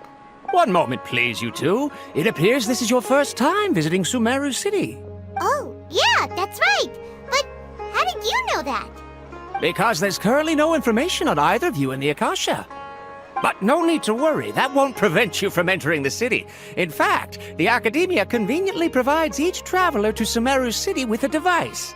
Perhaps you two have heard of the Akasha before. It's our beloved Greater Lord Rukkhadevata's lasting legacy. After centuries of tireless research on the Akasha, the Academia created one of its most ingenious inventions, the Akasha Terminal. As long as you are within Sumeru's borders, you may use an Akasha Terminal to connect directly to the Akasha and access any knowledge you need. I should mention that due to technical limitations, the operation of Akasha terminals will be much smoother and more effective in large cities such as Sumeru City and Port Ormos. Oh, so this is the thing that Tainari was telling us about. It sounds pretty amazing. You two are quite fortunate. Until recently, it was standard practice to only issue Akasha terminals to outlanders who spent an extended amount of time in Sumeru. However, this policy was recently changed, and now all travelers are issued one upon arrival. Here are your Akasha terminals. Please handle them with care. It kinda looks like a leaf. To activate it, simply hold it in your hand and say the following phrase to yourself. May the mighty God bless us with their voice of wisdom. Oh, since this little doodad lets you access knowledge, maybe we can use it to find a way to meet Lesser Lord Kusanali. Let's give it a try. Ahem. May the mighty God bless us with their voice of wisdom.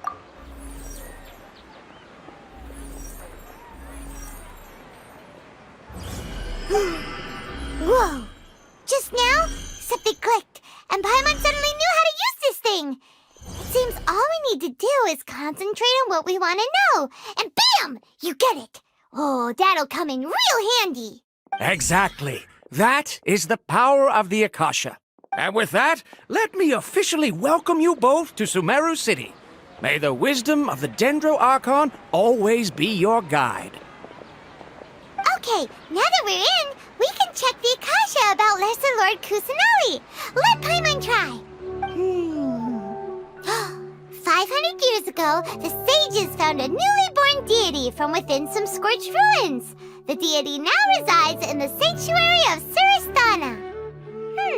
Seems pretty similar to what Kali was telling us. Okay, next, let's concentrate on asking how to meet her.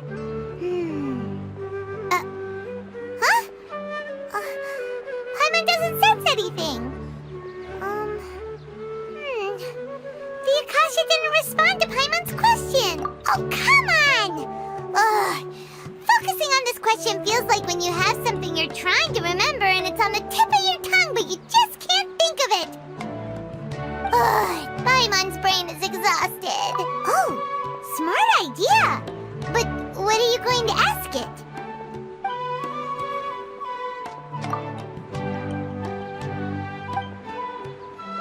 Huh.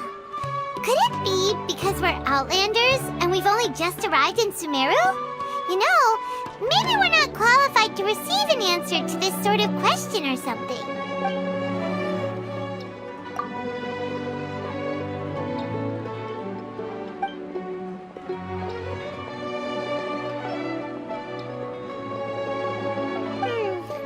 You too? Well, glad it's not just Paimon.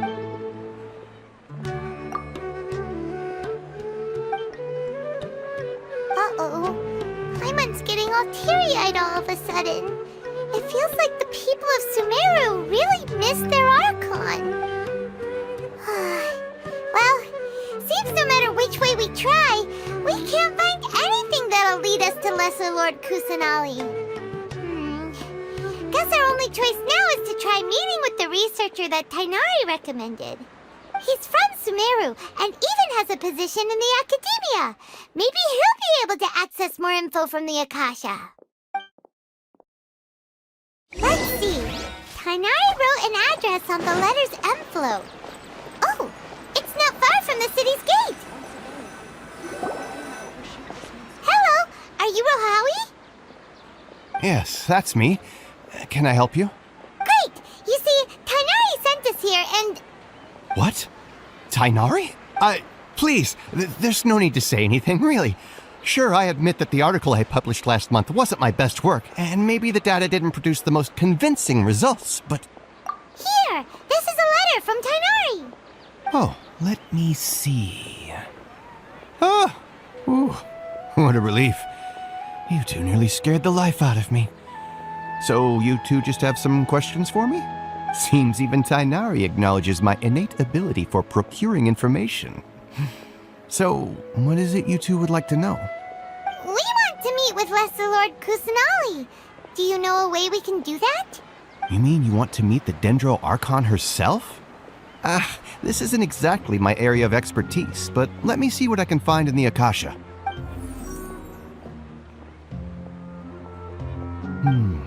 Sorry, the Akasha didn't respond to my query. What? You too? But what about your abilities for getting information and all that? Paimon was sure you'd be able to access more info than we did. Well, as I said, this isn't my area of expertise. I am but a lowly researcher, so the Akasha doesn't see a need for me to know more about the Dendro Archon. All I know is that ever since Lesser Lord Kusanali returned to Sumeru, she's never left the Sanctuary of Surasthana or made a public appearance. Huh. Didn't expect her to be such a mysterious figure. The Dendro Archon is somewhat of a recluse. Perhaps she just doesn't want to entertain visitors, which would explain the lack of information in the Akasha. Aw, but then what can we do? No need to worry just yet. I'm only hypothesizing here. You could certainly try asking around and see if anyone else has ideas. And besides, you two should consider the bright side of things. Not being able to see Lesser Lord Kusanali may not be a bad thing. In this world, there will always be information you cannot obtain from the Akasha and things you can never accomplish. Knowing when to yield is a form of wisdom. Take me, for example.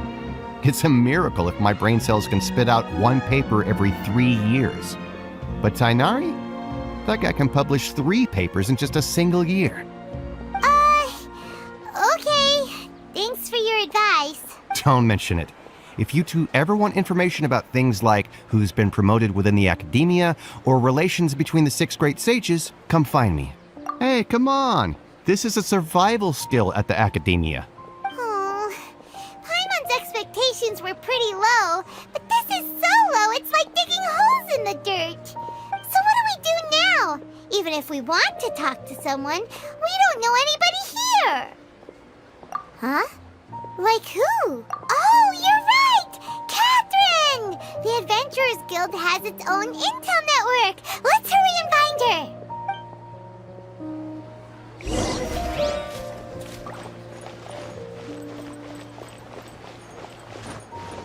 Up and away!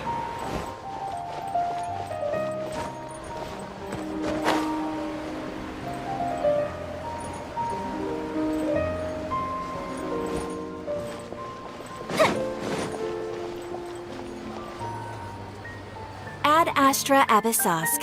Hello, Traveler and Paimon. Catherine, we need your help with something. Understood. The Adventurers Guild is always ready to serve you.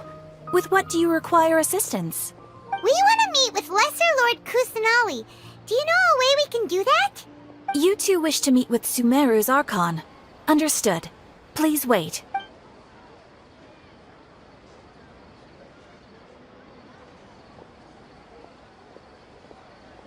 I apologize, but I am unable to call up any relevant information in the Akasha. I'm also unable to locate any pertinent information in my personal memory. Aww, another dead end. Well, if Catherine can't help us, then we really don't know anyone else to ask now. Please do not worry. I may know of someone who can help you two. In Sumeru, the Adventurers Guild does not serve as the vanguard of information. Rather, there are numerous active mercenary groups collectively known as the Eremites. They take on various contracts and work all across Sumeru, so they naturally accrue intelligence. An Eremite brigade called the Corps of 30 is in charge of Sumeru City's defenses. Not only are they the oldest brigade, but they are responsible for managing and coordinating the affairs of all other mercenary brigades. Corps of 30? What a weird name. Supposedly, they are named as such because their ranks numbered 30 at their inception. Asfand, an advisor with the Corps of 30, maintains good relations with the Adventurers Guild. Though he's already retired, he and his words carry great weight within mercenary circles. If you'd like to get in contact with him, you can find him at the Corps of 30's headquarters, the Citadel of Rexar.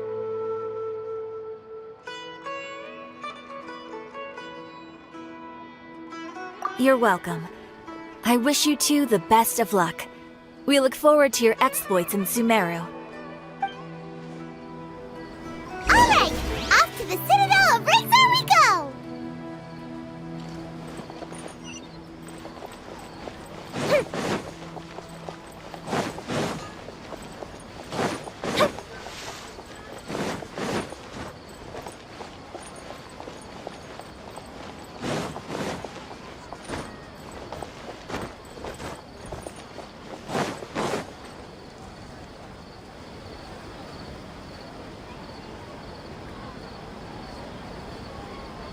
Welcome.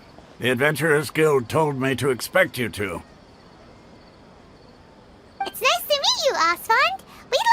ask you about something.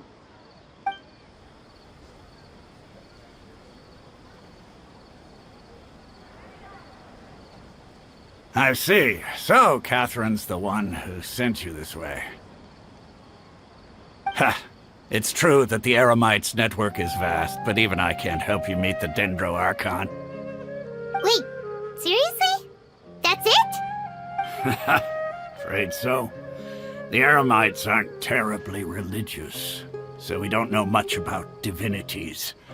As far as the Akasha goes, we can access even less than you. We originally came from the desert. The gods there died off long ago.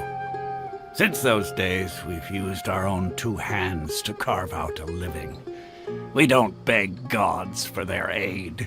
It isn't just us, though. If you ask me, I think most in Sumeru aren't interested in Lesser Lord Kusanali. Oh? Why's that? Just take the Academia, for example. They're the ones who truly rule Sumeru.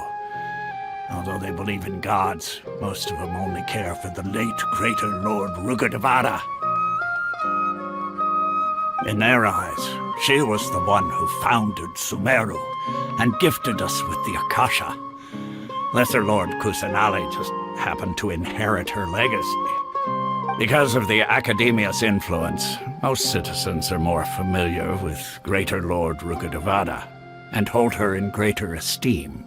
Not to mention that Lesser Lord Kusanali never makes an appearance, and the Academia never announces anything about her. As far as the people of Sumeru are concerned, she's just a god that exists. And that's all. Really? Aw. After hearing all of that, Paimon sort of feels bad for Lesser Lord Kusanali. Ha! But who knows? We're all just guessing when it comes down to it. Besides, I'm sure the God of Wisdom doesn't worry about her reputation among people like us. All right. Well, thanks for the info, Osfond. No problem. Always happy to help out the Adventurers Guild.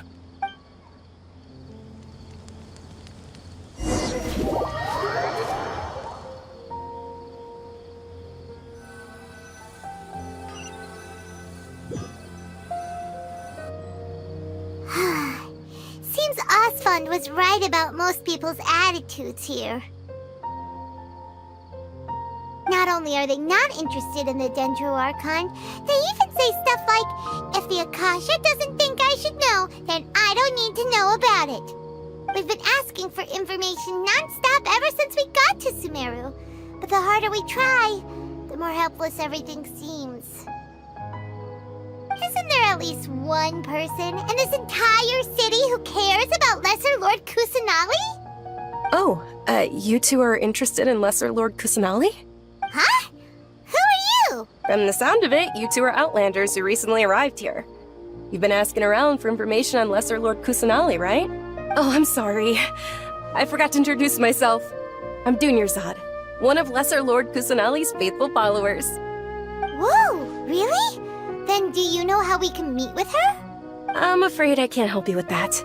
But your conversation earlier did happen to remind me of a legend about the Dendro Archon. Sure. It goes like this. Long, long ago, there was a man who heard a prophecy. It predicted that a great calamity was about to befall him. Panicked by what he heard, the man sought out the Dendro Archon in hopes that she would bless him with the wisdom to help him escape his predicament. The man journeyed across deserts and through rainforests and experienced tribulations of every kind. However, he still couldn't find any trace of the Dendro Archon. In despair, he thought, alas, the Archon has abandoned me. He then had no choice but to sorrowfully resign to his fate. Okay, and then what happened? And then, the calamity came. But to his own surprise, the man felt somehow emboldened by the trials of his journey. By relying on his own strength, he managed to overcome the adversity. At that moment, a bird perched upon his shoulder. This bird was, in fact, an avatar of the Dendro Archon. She said, "O Archon Seeker, do you now understand? She and her wisdom have long been found by you. Along your journey, we were in every flower and blade of grass, every ray of sparkling sun, and every breath of dancing wind. So long as you continue to think and ponder, we'll be wherever you go. Yeah, thanks for the story. Paimon feels all warm and fuzzy inside after that. In a way, it seems like this story is also one of the Dendro Archon's avatars. Dunyarzad, since you worship Lesser Lord Kusanali, can you tell us anything else about her? Of course. So did you two know that, I'm terribly sorry, but it seems something's come up now. Let's chat another day.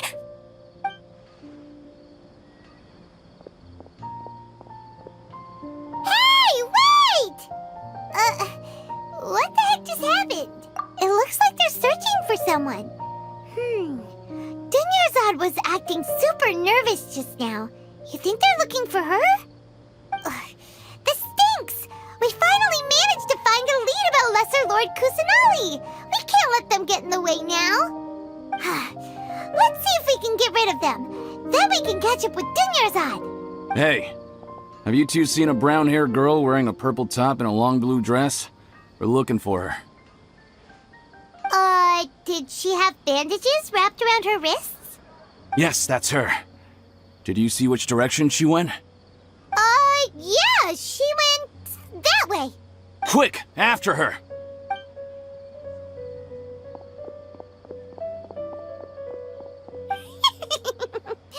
That should keep him busy for a while. Let's hurry and find Dunyarzad.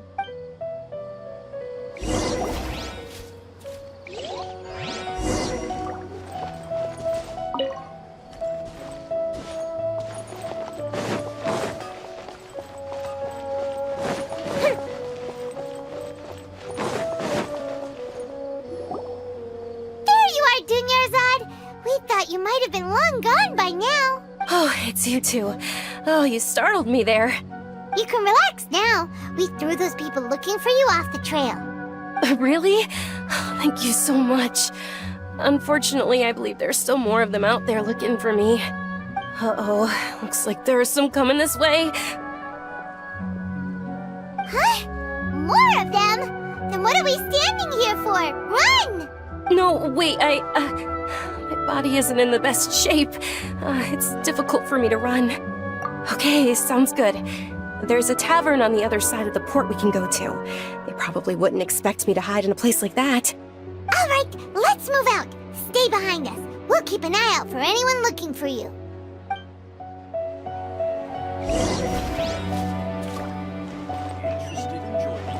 Trust me, just take my word for it.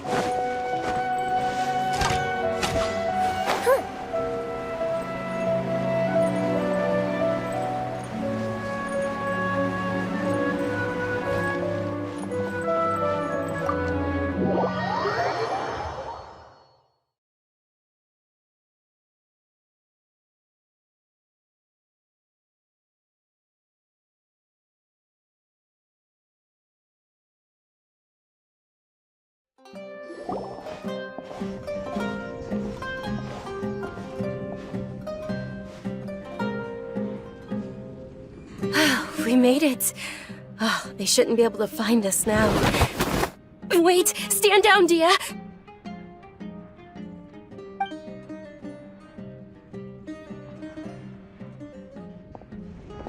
My lady, who are these two?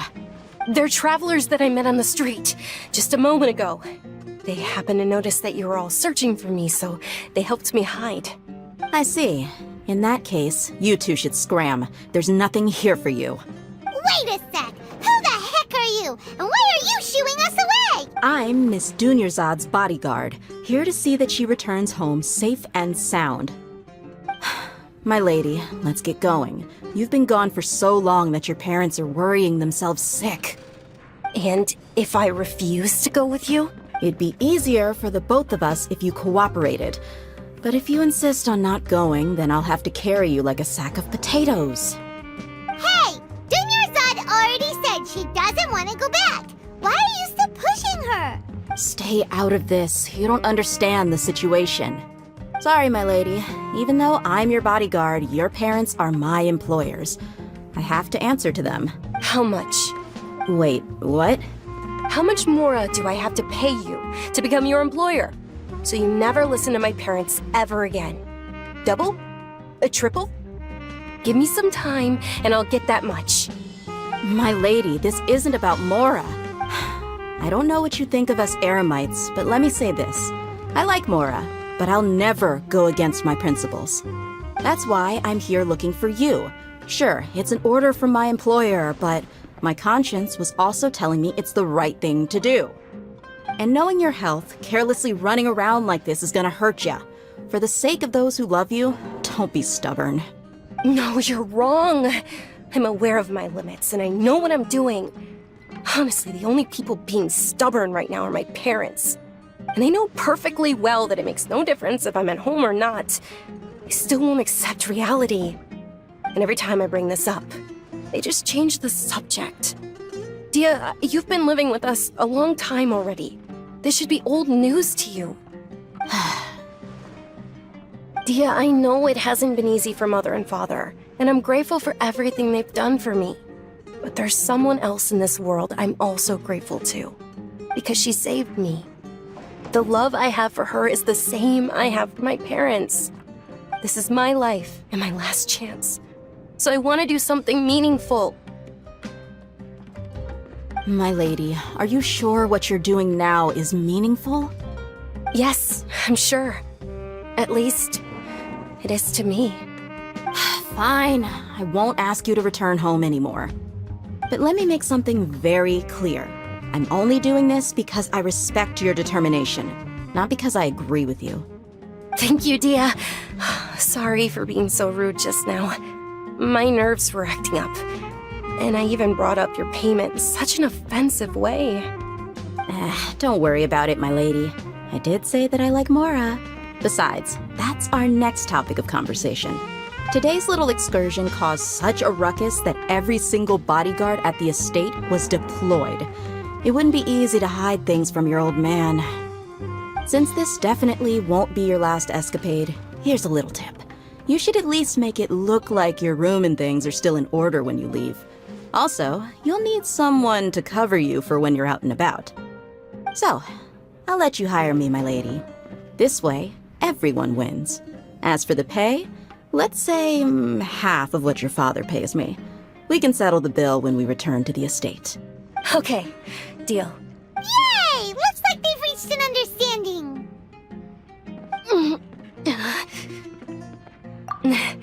I'm fine, really. I just feel a little tired now that things have calmed down. My lady, stop trying to look tough. We're already in a tavern, so let's rest up and grab some grub. I'm sorry for worrying you two. If you don't mind, I'd like for you to join us. Sure! After you rest up, we want to hear more about Lesser Lord Kusanali.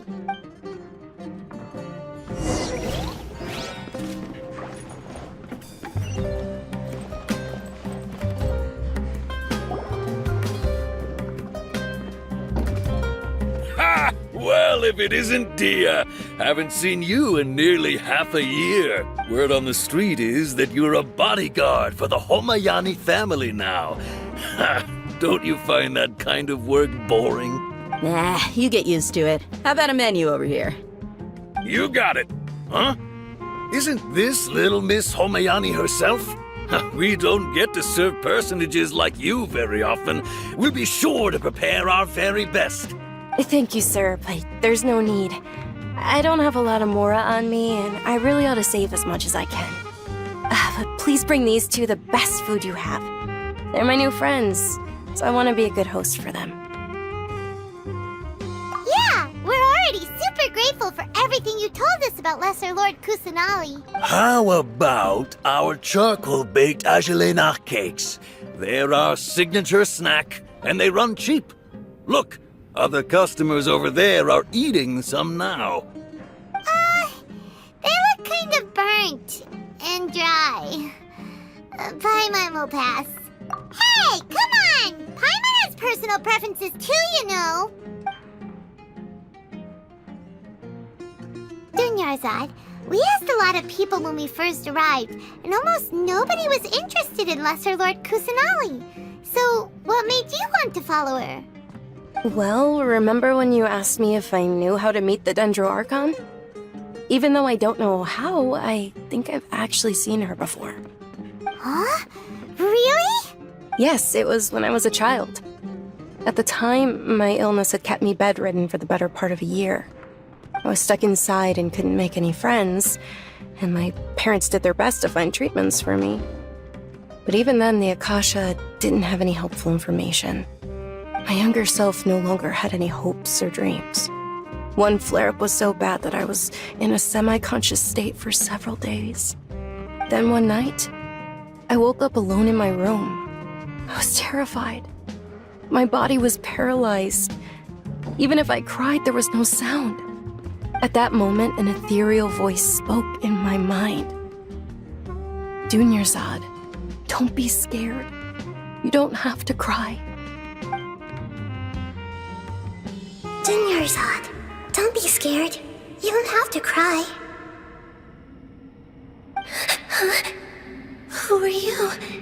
How do you know my name? How do I explain this? You might not be able to understand, but actually, I know everything about you. Really? Of course. I know that you're scared of thunder, that you hate taking medicine every morning, and that you love counting the petals on your mom's skirt. Wow, you really do know everything. Dunyarzad, is there anything you want? Want? Not really. I can't go anywhere or do anything. Huh? But aren't you a child? All children have wishes. Tell me what you want, and maybe I can make it happen. But can you make my illness go away? Oh. I'm sorry. But I'm not powerful enough to do that right now. Then, can you be my friend? After that, the voice said, "Okay, I'll be your friend." Although my body was suffering during those days, that voice encouraged me and told me many wondrous things. Beyond my window was the flourishing Sumeru city. Beyond the city was a lush rainforest. And beyond that was the wall of Samiel, deserts, and all of Tevat. Once I finally made it through that bout of illness, I couldn't hear that voice anymore. I told my mother about it, but she said that I must have been dreaming. But I know that that voice wasn't a figment of my imagination. Before that, I had never heard of Tevat. Yes, for sure. If it weren't for that voice, I would have never grown curious about the outside world, nor would I have learned how to read and enjoy so many books. That voice sparked a desire for wisdom. It had to have been the Dendro Archon. I've been hoping for a chance to repay her kindness. In fact, I was running around today to help prepare the Sub-Zerus festival for her. What's the Sub-Zerus festival? It's Lesser Lord Kusanali's birthday, which was the day that she was found by the sages. It's actually an old holiday that originally celebrated Greater Lord Rukkhadevata's birthday. When she passed away, the holiday eventually became a celebration of the Lesser Lord's birthday. I heard everyone was overjoyed when they welcomed her back to Sumeru. In those days, the festival was a huge deal. But because of the Academia's influence, people have gradually lost interest in the festival. The Academia actively participates in Sumeru's many holidays dedicated to Greater Lord Rukkhadevata. But when it comes to the Sub-Zerus festival, forget any funding. They practically act like it doesn't exist. Maybe they see Lesser Lord Kusanali's birth as confirmation of Greater Lord Rukkhadevata's death, so they're reluctant to celebrate it. Aw, but that's awful. It is. It's absolutely terrible. Sure, the Greater Lord founded Sumeru, but hasn't Lesser Lord Kusanali been the one quietly protecting us for the past few hundred years? Just remember that we're still out in public. Don't get too carried away now. I know that people over by the Grand Bazaar still hold the Sub-Zerus festival to this day, but I hadn't met any of them before, so I was never able to contribute. But recently, I made a friend there who also follows Lesser Lord Kusanali. I gave her my savings because I want her to throw a wonderful festival this year. that's the least I could do for Lesser Lord Kusanali. Hold on, my lady. Does this friend happen to be Nilu, the one who sends flowers to the estate? Yes, that's her. I saw her leaving the other day with a nervous look on her face. It seemed like she was hiding something in her arms. Did you give her something? Yes. Initially, I didn't have much Mora prepared, so I had Nilu sell one of my skirts.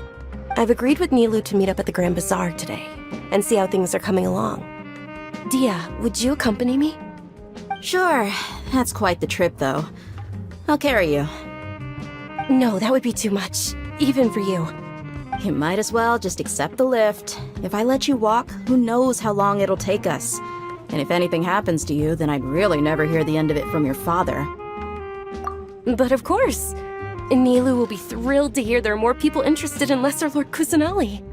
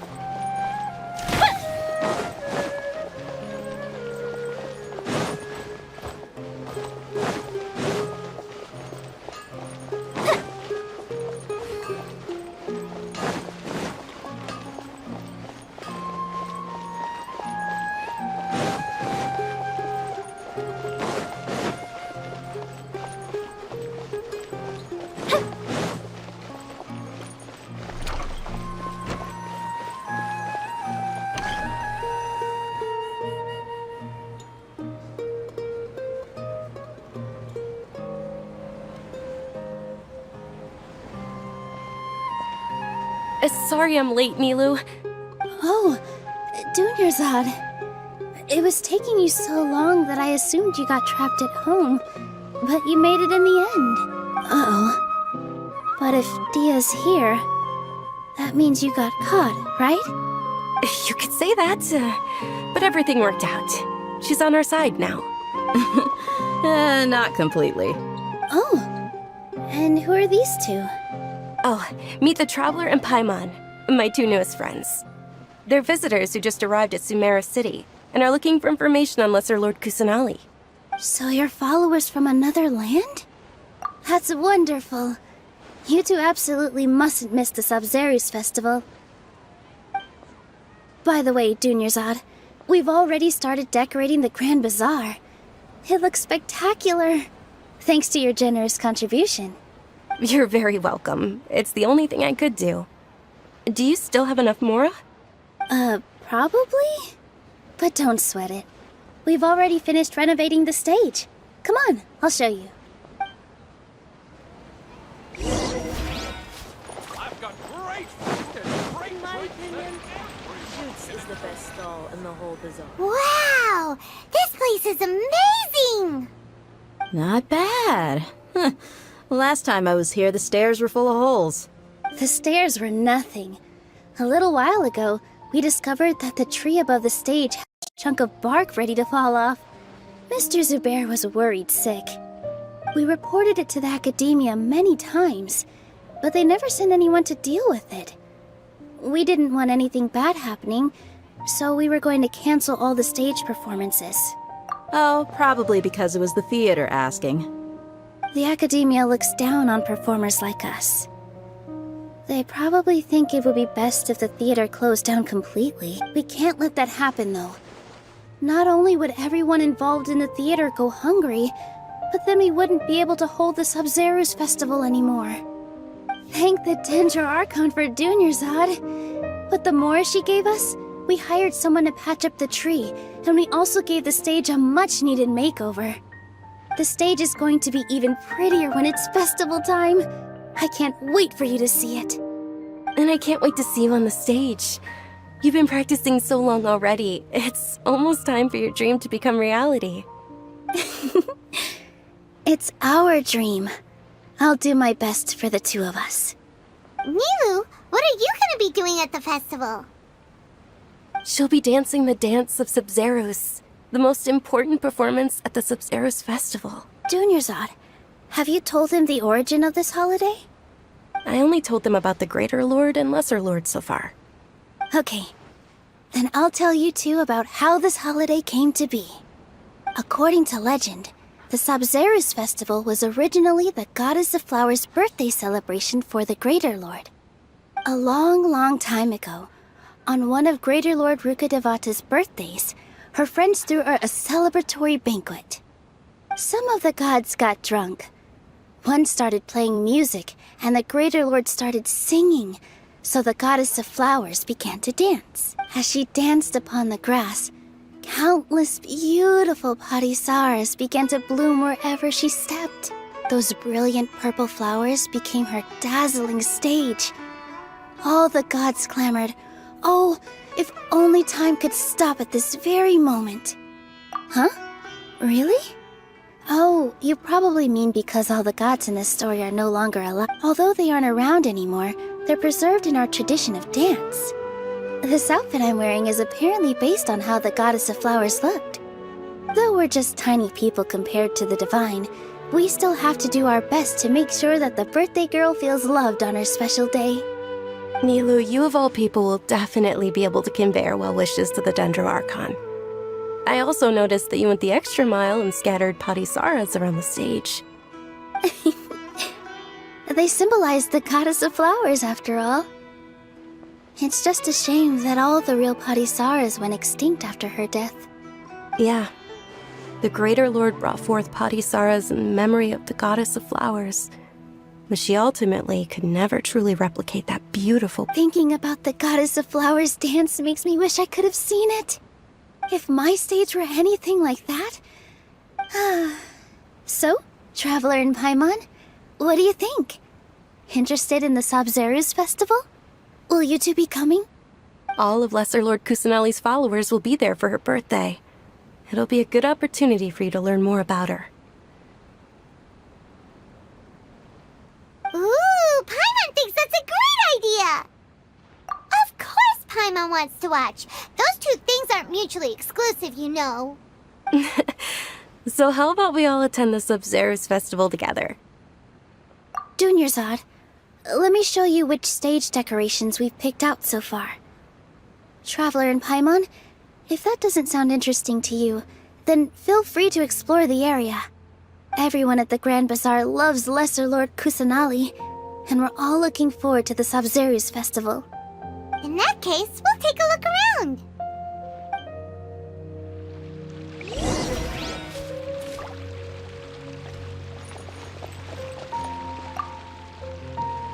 Whoa! Did you know that the Sub-Zeros festival is about to happen?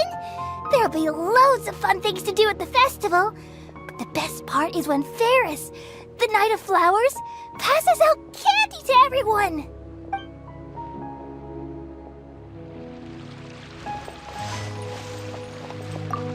Huh.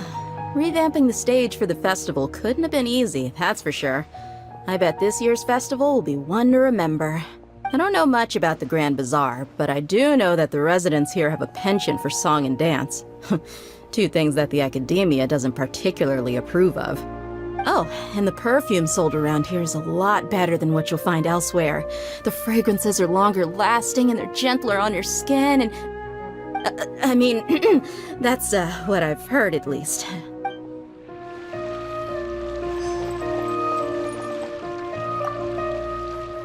Things are really shaping up, and there's a buzz around the festival this year. We're expecting people from all over to come by. Don't be fooled into thinking that Sumeru City has the best of everything. Some festivals, and when it comes to musicians, dancers, or singers, the Grand Bazaar's got the best of the best. Sure, those folks at the academia might not like it, but what's a festival without song and dance?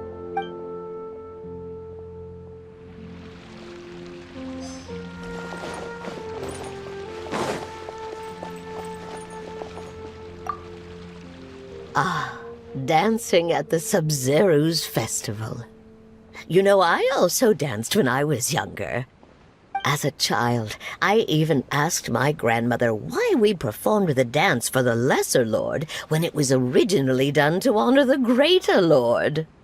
My grandmother said that Greater Lord Rukkhadevata is a beloved deity and honored by all. And Lesser Lord Kusanali is too. If the Goddess of Flowers ever knew Lesser Lord Kusanali, then she would certainly have wished to be her friend and hold celebrations for her too. The Sub-Zero's festival has been losing its appeal over the years. That is, until a wealthy benefactor stepped in this year and brought the festival back to life.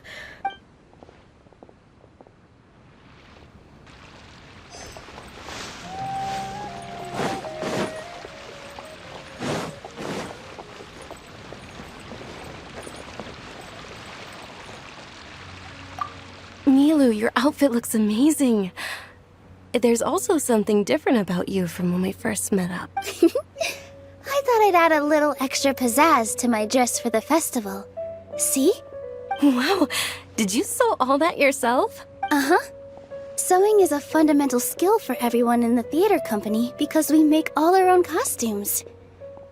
Did you know that Mr. Zubair not only can make costumes, but props too? I've noticed that you can't keep your eyes off that crown over there. Would you like to try it on? May I? Of course. The legends say that the Goddess of Flowers had beautiful horns on her head, so this crown was made to reflect that. Dunyarzad, you look absolutely stunning with it on. It's like I'm looking at the Goddess of Flowers herself.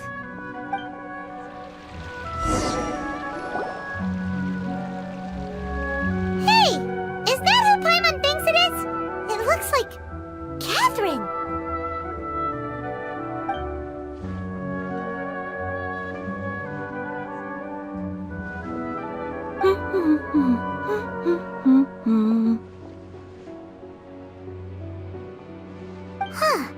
Come to think of it, Paimon's only ever seen her behind the counter at the Adventurers Guild. This is the first time we've ever seen her taking a break. Hey, Catherine! Oh, hey! It's the Traveler and Paimon! What's shaken? Whoa! Break time Catherine sure sounds a lot less formal than usual. Paimon was still waiting for her to say Ad Astra Abyssosque. Sure. Standing behind the counter at the Adventurers Guild doesn't require any complicated functions. But saying and doing the same old things over and over again can get pretty monotonous. Like watching the same Fontaine movie day after day. But take you two, for example. You travel across Teyvat to enrich your lives and gain new experiences. Well, we enjoy traveling across Teyvat and all that, but we're mainly looking for clues about her brother. Yes, you should keep searching. Sometimes the answers we're looking for aren't necessarily at our intended destination. Instead, they're found along the way. Huh. Haven't we heard someone say something pretty similar recently? Anyways, what brings you out here, Catherine? No, not particularly. I guess you could say that I'm loving the recent atmosphere here. If festivals bring happiness to everyone, then that's where their true value lies. Oh, it looks like it's about time for me to be heading back now. Alright, we'll see you next time at the Adventurers Guild. Oh, by the way, thanks for connecting us with the Eremites. We've already made some great friends in Sumeru City thanks to you. I'm sure you two will get along well with the people here. You've already been blessed by the element of Dendro after all. See you around.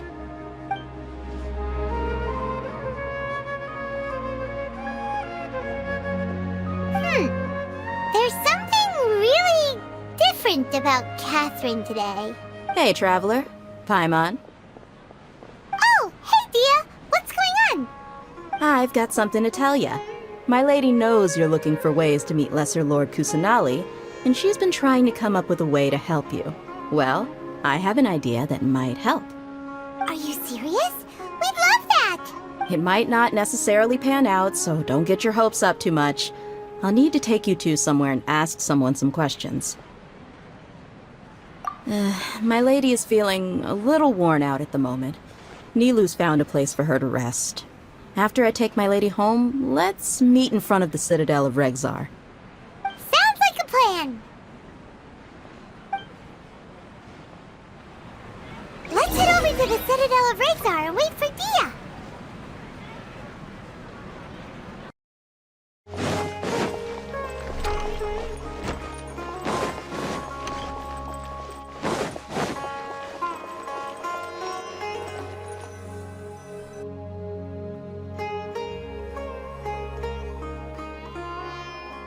Sorry, I'm late.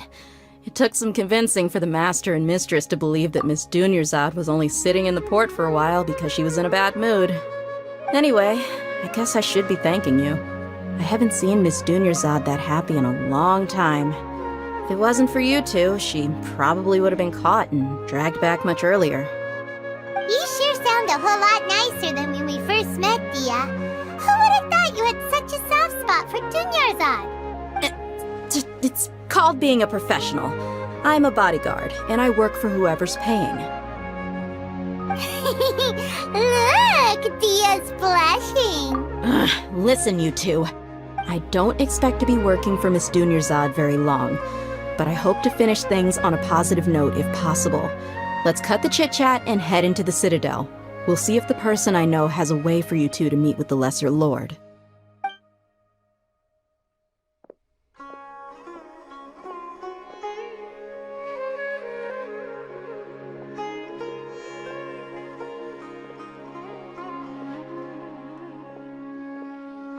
Oh, hey, Chief. Ha, Dia! What are you doing here? And well, didn't expect to see you three together. I take it you all know each other already? Mm-hmm. We met this morning after the Adventurers Guild pointed us to Ozfon for more info. No kidding. Huh. So, where's Ruksha? I thought I'd help these two out by asking about the theft. Anything you can tell him? Ruksha's gone over to the Academia. The Grand Sage recently ordered Sumeru City to begin bolstering its defenses, so people from all over have been called back to the city. Since you've already mentioned the theft, I suppose I might as well tell him what we know. Appreciate it, Chief. Theft? Sorry, what the heck are you guys talking about? Just recently, the Academia lost something, and there's a chance the item is connected with the Dendro Archon. This case might just somehow help you in meeting her. I suppose that's one way to look at it. But if you ask me, the case is more about the Academia than anything else. Let me fill you in. The Academia recently sent a convoy to pick up an important package from Aru village. Word got out, and the convoy was robbed on its way back. The Grand Sage took the whole matter very seriously. Not only did he dispatch the Matra, but also enlisted our help in the search for leads. All we know so far is that whatever was stolen is currently in Port Ormos. You two have heard of Port Ormos, haven't you? It's the largest commercial port in all of Sumeru. You can travel there by leaving Sumeru City and heading south along the river. The Academia's grip isn't long enough to reach all the way to Port Ormos, so the city's a little more laid back, meaning the population's also a mixed bag. You never know who you'll meet there. Apparently what was lost has a great deal to do with the Akasha, knowledge, and even the gods. I'm afraid I don't have any other details for you, though. If you're interested, maybe you could head to Port Ormos and ask around yourselves. If you want my advice, try introducing yourselves as students of the Academia once you're there. Are you serious, Chief? All the Academia students are in Sumeru City, you know. Why should they pretend to be students in Port Ormos? If you're also interested, just go there and see what happens. Count me out. I've got plenty of work to do here for the Homayani family. And take it from me, if you two really do decide to visit Port Ormos, you'd best watch your backs. Let's just say that the Eremites there aren't nearly as friendly as those here in Sumeru City. There are even some extremists who go around shouting slogans like, "Retake Sumeru for King Deshret." Word is that more and more are joining their movement. They're becoming a real headache for Chief and the others. You bet they are. King Deshret's been dead for thousands of years. Now they start spreading rumors of his return. Ridiculous. Not everyone's like you, Chief. Even the desert natives who abandoned their homes in the wilderness still wish to have a god of their own. Well, Traveler, that's about all the information we have for you. Thanks, Dia! And you too, Osfond! Since we've gathered all we could for the moment in Sumeru City, let's head to Port Ormos and see what we can find next. Miss Dunyarzad is looking forward to seeing you both at the Sub-Zerus Festival, so be sure to get yourselves back here in time for that. Good. Then we'll see you both at the Sub-Zerus Festival.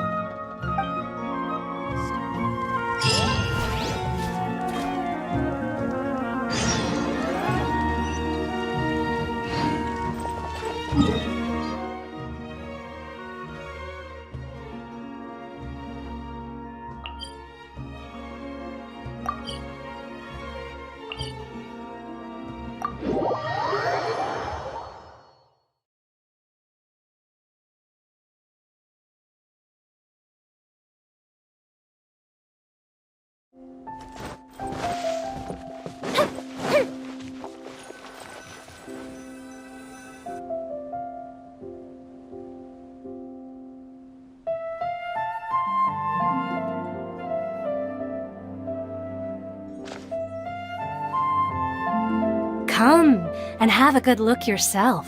Traditional spices of the highest quality, made with pride and experience.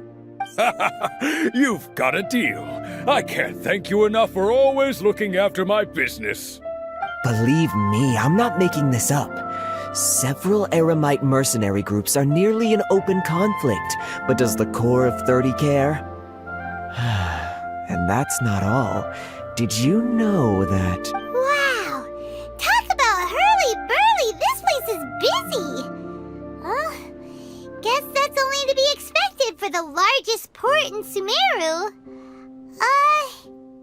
Maybe it's because of what Dia told us earlier, but Paimon can't seem to shake the feeling that there's also danger lurking in these crowds. Ooh. Let's get our bearings so we can start looking for leads. We know that whatever the Academia lost is related to the gods. But other than that, we don't have much else to go on. Osfun told us to try posing as Academia students while asking around. Paimon checked the Akasha on the way here, and the Academia doesn't seem to have any research facilities in Port Ormos. Paimon doesn't get it. Won't we look even more suspicious going around saying we're Academia students and asking about the stolen item? Well, given all the people that come through here every day, if there's any information to be found, Paimon bets we could find it in the market. Let's ask around and see what we can...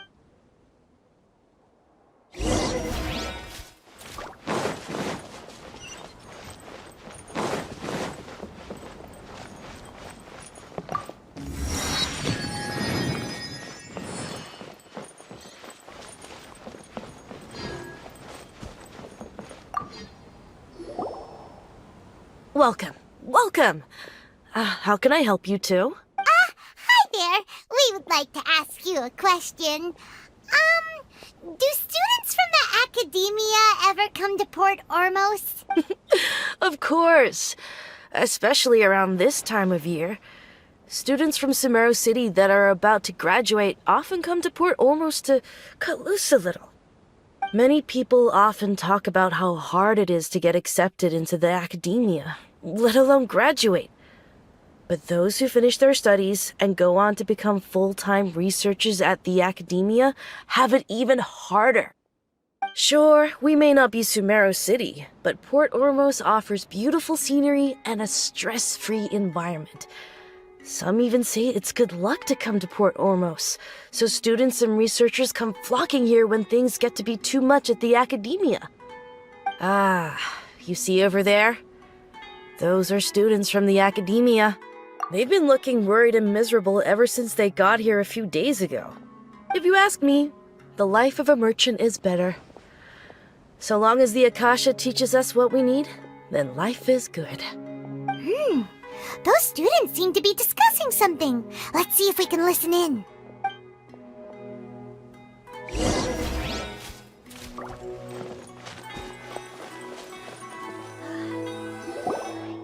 It's no good. I've tried asking around, but I haven't been able to learn anything useful. Not to mention that a bunch of scary-looking Eremite mercenaries have been posted along the streets now. There's been a lot of fighting between the different Eremite factions in Port Ormos. If we choose to move on our own, then it would be wise to steer clear of them. Especially the group that's constantly shouting some stuff about King Deshret and some resurrection. I've even heard that the Citadel of Regzar is starting to get fed up with them.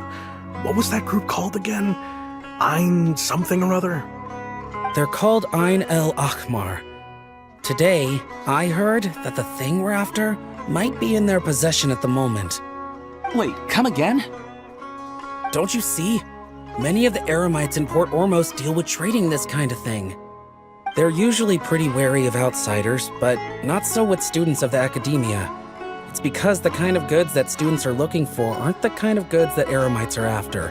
As long as they know you're a student, then deals can be made. I've heard that Ein al-Hakmar likes to set up shop at the Jafar Tavern. Supposedly, if you're willing to part with 500,000 mora, they'll give you info on anything. Wait, did you say 500,000? If information alone costs that much, then how could we ever afford to buy what we're looking for? I guess we might as well give up on trying to graduate this way. I wouldn't worry too much. Our field of research is very niche. Who else could possibly be after that kind of shady knowledge? I bet it's practically worthless to anyone aside from us. Oh, I guess that makes sense. Then the only thing left for us now is to find a way in. Why don't we all just pool our money together and pay for the information? Whoa! Did you hear that? A niche field of research and shady knowledge? It all sounds pretty suspicious to Paimon. Is knowledge something people just buy and sell like that? So, what's our plan? Wait, didn't you hear what they just said? Buying information is going to cost us 500,000 mora! Have you lost your mind? Oh, all right. Paimon never thought she'd agree to parting with that kind of mora. But if you know what you're doing, then we should give it a shot.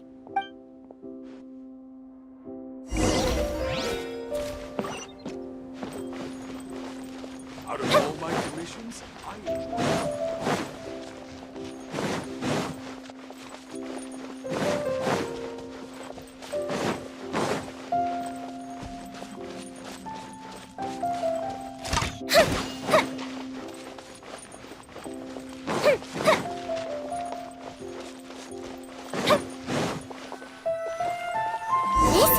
We heard those students talking about. Let's find a seat somewhere and see if we can spot the group. Oh, you've arrived. Please, take a seat. So, they think that they can go toe-to-toe with the boss? Ha! Once we reclaim the power of King Deshret, they'll be the first that the boss punishes. They're nothing to be afraid of. Our main rival now is the Caracal Battalion. They've also amassed a significant amount of mora this time, so... How can the Caracal Battalion compete with the boss when they're nothing but a bunch of money-grubbing opportunists out for a quick mora? Yeah, with boss's fervent devotion, he'll be able to use this power to bring our god back this time. Huh. All these guys talk about is King Deshret, so they're probably the ones we're looking for. Greater Lord Ruka Devata. That traitor and her followers must not be spared. The day will come when King Deshret exacts vengeance on Sumeru, and all of them shall be punished.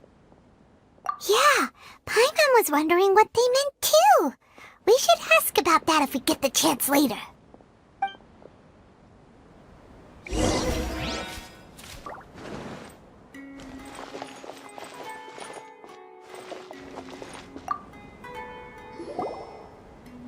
Huh? Who are you? What do you want? A traveler? Now's probably not the time to talk about that. Didn't the students say Eremites are wary of outsiders? A student? What's a student from Sumeru City doing in Port Ormos? Ah, well, if it's info you want, you've come to the right place. The question is, can you afford it? Huh? What is this, some kind of joke? Oh!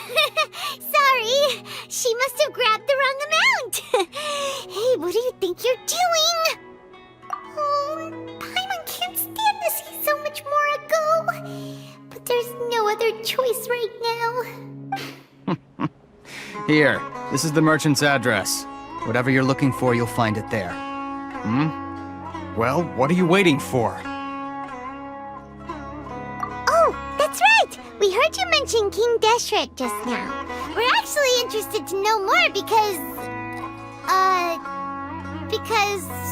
we're, archaeology students! Fine. Since you've already handed over the Mora, I guess I can throw in a little extra info. As you can see, members of Ain al-Ahmar are devout believers of King Deshret. Years ago, King Deshret founded the great desert nation that was our homeland. It was an advanced civilization, far beyond anything you'll see in present-day Sumeru. King Deshret was the rightful god of wisdom, but he was betrayed by a companion he trusted.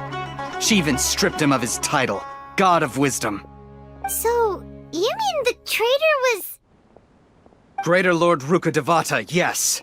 That shameless wretch destroyed King Deshret's civilization, and our ancestors were forced to flee to this land where we were made to suffer the tyranny of our enemies. Furthermore, she conspired with the Academia to cover up the truth of her actions, and create the merciful and benevolent facade for which she is now known. Ugh, just thinking about it sickens me. But the story doesn't end there, oh no. King Deshret isn't truly dead. The voice of the Oracle has been heard in the desert, prophesying his resurrection. Mark my words, our god shall return. And when that day comes, all followers of the traitor and all the desert dwellers who have forgotten their true god will suffer retribution together. If what I'm saying makes you shiver with fear, it might not be too late for you to become a believer of King Deshret. I don't have anything to say to you Academia people about that. I think this conversation has reached its end. Not just yet. This man is a fraud. Huh? You again? Deranged Academia lunatic. Yes, it's me again. I already warned you that if you weren't willing to sit and discuss things with me, I'd take measures to make things uncomfortable for you. Listen to me. That address he gave you is fake. Or at least, you won't find a merchant waiting for you there. This group has been boasting all around that they can provide information on a certain item as a means of luring people into their territory. Once you show up, they keep up the act until they have hard evidence that you want to purchase said item. Then they use that to squeeze you for all the Mora you're worth. Hey! Shut it all, Hatham! What are you playing at, trying to ruin our business like this, I told you the other day. I wish to discuss my terms with your boss. Ha! The boss made it perfectly clear that he won't negotiate with you. Yes, and in no uncertain terms. But that was then. It does not preclude him from changing his mind in the future. I'm warning you. Don't push us, or this could get ugly. We don't usually get rough with people from the Academia because it just complicates things. For a lunatic like you, though, we might just have to make an exception. If you're suggesting that we escalate this from a verbal exchange to a physical one, I accept. After all, even the Archons used war to negotiate the ownership of Teyvat. If, on the other hand, we can't agree on any means of negotiation at all, then I'm afraid my next course of action will sting a little more than the mere falling through of a few business deals. I will jeopardize the Eremite's reputation, which I know you value above all else. I am quite confident that if I began to take such action, your boss would willingly approach me himself. However, I fear that by then, some things will have happened that cannot be undone. Also, a word of advice. I suggest you tell your boss exactly what happened here today. Otherwise, he might blame you for not telling him in the future. What did you say? Consider this. Have I ever failed to follow through on my word in the past? This guy is really out of his mind. Okay then. If you really have a death wish, let's meet a week from today. The pier in front of the Pharos Lighthouse, 4 o'clock in the afternoon, sharp. Don't expect us to hold back. Not so fast. First, you return the 500,000 mora to them.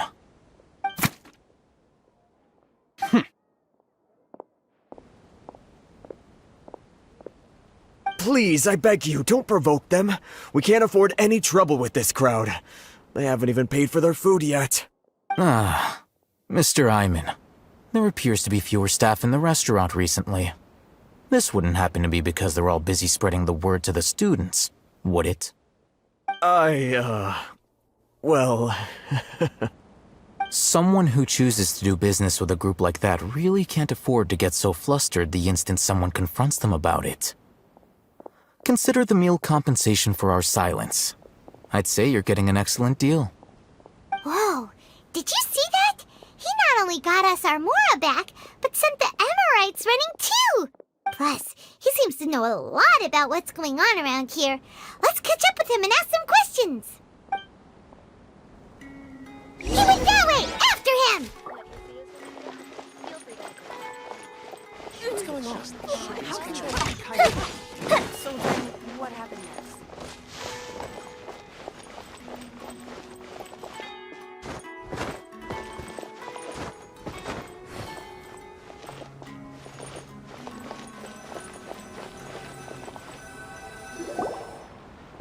Wait up! It's Al-Haytham, right? What do you want? No need for thanks. My goal was to get to them, and you two gave me just the opportunity I needed. We're even. Oh, I advise you to keep your distance from them. Since they weren't able to make off with your Mora in the end, they might harass you again in the future. All right. Goodbye. Hold your horses! We still have something to ask you about! Since you tore through their scam right in front of them, you must know the real story about certain something, no? Who exactly are you two? And why are you inquiring about that? A student. Right. Look, you should know that those thugs conducting business with you had nothing to do with your lie. Huh? Oh, yeah! She's really strong! Weren't you saying something about a physical exchange? We can help with that. She doesn't even have a vision. Forget it. Maybe not, but she could still use elemental energy. Otherwise, there's no way we'd go asking for info from from guys like that. Those high-headed thugs are definitely gonna bring a lot of backup for your next meeting. Even if you don't go alone, you won't regret taking us with you. All right, I accept. Got a pen and paper? If you're searching for someone who sells that kind of merchandise, I'll give you one of their addresses, and you can try your luck. We'll reconvene at the appointed time by the pier. It doesn't matter if you show up or not. So, since you were happy to give us this merchant's information, does that mean you can tell us exactly what we're after? You were willing to part with 500,000 mora for something and you didn't even know what it was? Okay. Well, if you truly are as skilled as you claim, then you can beat the answer out of them when they become hostile.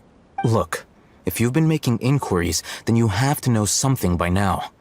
Tell me what you know so far, so I don't waste time repeating information. We know it's connected to the academia somehow, and that not only do the Eremites deal in it, but some students want to get a hold of it too.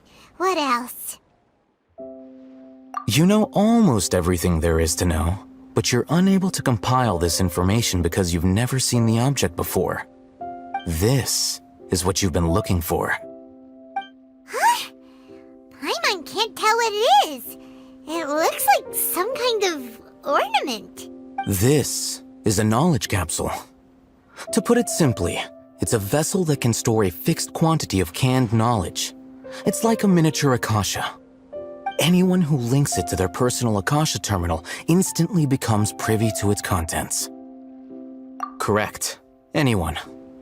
Unlike the Akasha, which heavily regulates who can access what information, knowledge capsules confer their contents without any requisites. That's amazing! It's essentially a convenient and harmless vestibule for knowledge. Unfortunately, it's illegal in Sumeru to privately possess or trade them. They were created as a means for scholars to transfer knowledge gained from Irminsul into the Akasha, and are intended to be destroyed immediately after use. But despite strict regulations, some of these knowledge capsules will always escape destruction.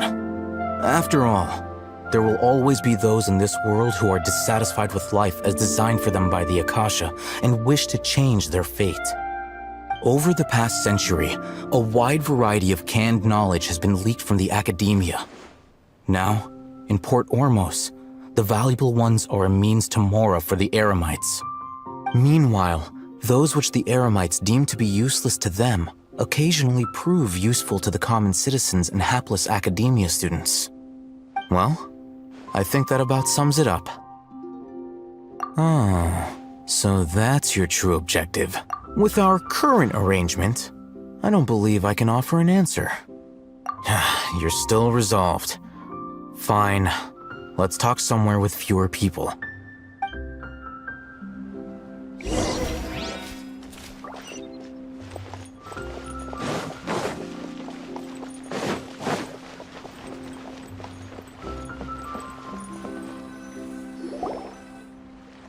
Let's continue our conversation here. If you wish to learn more about the knowledge capsule that the Academia lost, then you must help me with something. I need you to find someone named Dory, a traveling merchant. Unlike the peddlers who hawk inferior knowledge capsules, she often has quality goods in stock. Some say that as long as there is profit to be made, there is nothing she won't dare to sell. She's guarded against people from the Academia because most of her wares don't comply with Academia regulations. I think she blacklisted me. I met with her informant, but it soon became clear that they had no intention of letting me get any further. Become one of Dory's customers and earn her trust. This is my condition for further collaboration. Why do you want us to meet with her? Until you complete this task, you don't have question privileges. Fine. So how do we go about doing this? You two are outlanders who haven't been here for long, so Dory should view you as safe clients. I'll give you the informant's address and their contact password. Beyond the password, though, I have no way of knowing what other tricks she might have up her sleeve. You'll have to improvise. This is kind of nerve-wracking. The true challenge begins after you meet her. She has a keen nose for Mora and a shrewd eye for wares, and she only likes customers who she deems to have good taste. I'll prepare some funds for you. Buy her highest quality wares and earn her approval. But we only just saw a knowledge capsule for the first time. We don't know how to tell which ones are good and which ones are bad. Is that something we can learn quickly? That's true. Have you two heard of elemental sight? Oh, that's a surprise. Guess I'll have to hold you in higher regard. Anyway, that ability should resolve your issue.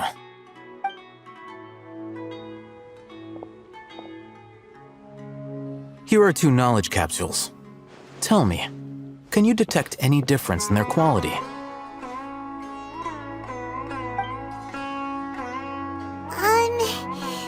They look the same to Paimon. Try inspecting them with elemental sight. How'd it go? Did you see anything? Rumor has it that higher quality knowledge capsules generally appear brighter when viewed through elemental sight. That's because knowledge originates from Irminsul, the root of Dendro power itself. The more powerful the knowledge, the richer it is in Dendro energy. However, some canned knowledge with a high concentration of elemental energy is of little use in contemporary times, so those capsules are of little value. Using elemental sight is merely a stopgap measure, but it should suffice for earning Dory's trust. That sounds pretty impressive. Here's a sheet with the informant's location and contact password, and here is the mora for purchasing canned knowledge. Don't be cheap. You'll need to spend to catch Dory's eye. If there's any mora left over, and be sure to exercise some caution. There have been Matra present in Port Ormos lately. Your efforts will be for naught if they catch you. Matra? They belong to the Academia's regulatory body. They also handle cases of illegal canned knowledge transactions. Like I said, the Academia has banned both their trade and possession. The Matra are razor sharp. You're in for nothing good if they lock their sights onto you. If you two want to back out, now's the time. Okay, then we have a deal. If you succeed in your dealings with Dory, come find me at the Wikela Funduk. We'll have an open discussion then. Looking at what Al-Haytham wrote, Dory's informant is a trader near Old Ormos. Let's follow these instructions and try to get in contact with him.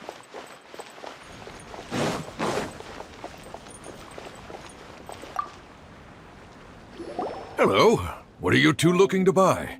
Wait, are you sure you're remembering that right?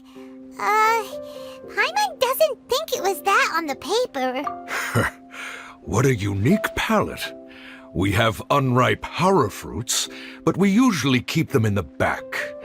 I'll have someone escort you. Following the paper got us past the first round. Ronak, these two want to buy unripe horror fruits. Show them to the warehouse. Got it. You two, please follow me. You two have a fascinating fashion sense. We haven't seen a customer wearing a Sumeru rose for quite some time. Hold on. Let me think. Sumeru rose means common merch. No, look again. We're obviously wearing morning flowers. Ah, my mistake. I do apologize. Whew. That pop quiz sure was scary. The warehouse is up ahead. Please follow me.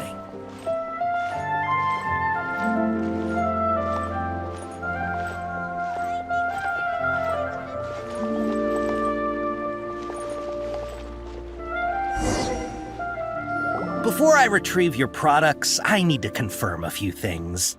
Please forgive me, but we may not have sufficient stock for you today. Earlier, many of our hara fruits were taken by mice. Hold on. That's not right. Taken by mice means they sold out. I'm sorry. But as things currently stand, we won't be able to fulfill your order. Why don't you two think things over? He's cautious of us. Let's take a closer look at the paper that Al-Haytham gave us.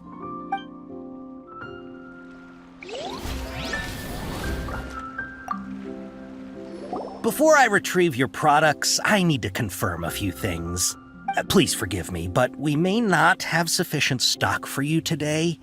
Earlier, many of our hara fruits were taken by mice. Thanks. If better goods come in, you'll be the first to know. You look like you have some skill. Why don't I pick out some fruits that'll make you dizzy? Yep, that's the right answer. But eating hara fruit that makes your head and ears ring sounds like a bad life decision. Would you like your hara fruits to be packaged in the Sumeru City or Port Ormos style? Wow, you two sure are generous customers. We'll be sure to package your products beautifully. Okay, everything has been confirmed. Miss Dory is waiting for you up at... Shoot! It's the Matra! Run! What? The Matra? Where? Al-Haytham said we're done for if they catch us. We gotta get out of here. We don't know this area, so let's follow that informant.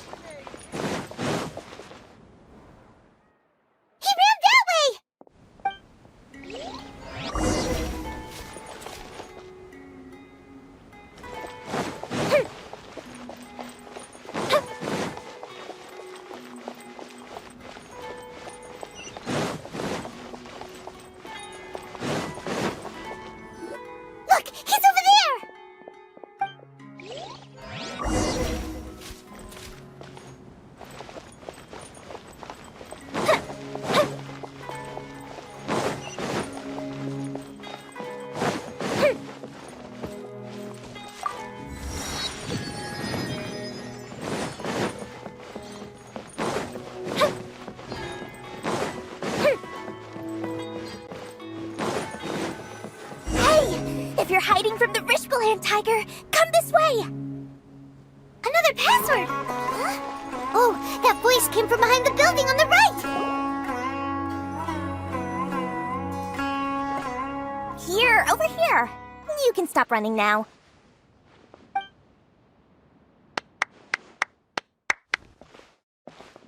So you were the one who was calling out to us just now. But, are we definitely gonna be safe here? These two good customers wish to buy some horror fruit, Miss Dory. And if there's nothing else, I'll just excuse myself. Oh, very good. Thank you. Huh? Wait, you're Dory? Paimon sure thought you'd look a whole lot scarier.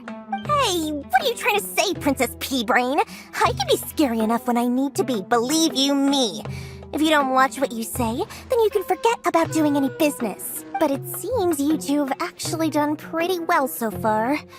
Not only did you manage to find the informant, your reactions were also pretty sharp. You don't really look like criminals or anything, but I bet my Mora that you've been involved in some shady dealings, haven't you? Paimon's not sure if that's supposed to be a compliment, but we'll take it. I can't risk doing business with people who start huffing and puffing after just a few paces, no matter how much Mora they might have. Not only will they get caught by the Matra, but they'll also get us into trouble. As decent folks trying to run an honest business, we don't need any of that. Wouldn't you agree? So that's why I prefer to have customers like you. It's your first time here, but don't worry, I won't ask too many questions.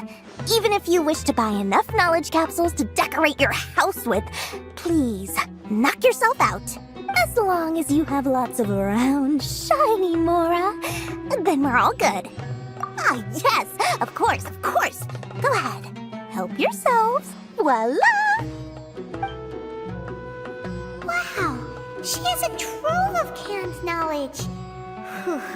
She'd probably be in serious trouble if the Matra caught her with all this. What kind of products do you seek, my dear customers? Don't worry, I'm not interested in your reasons for buying. I can, however, offer some suggestions. Take this one, for example.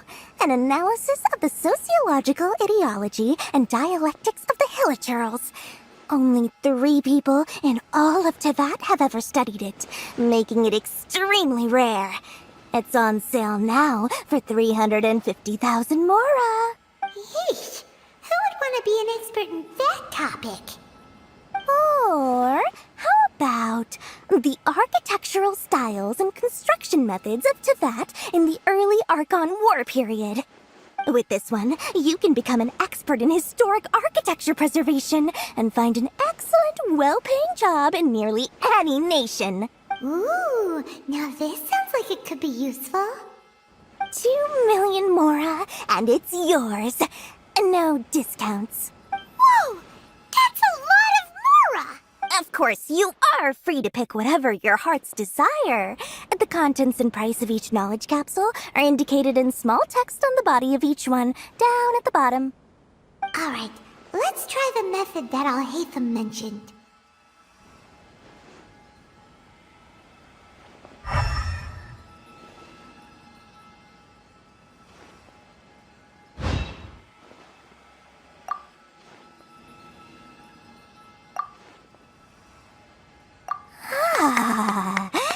You've really got a good head on your shoulders, and quite the eye for quality.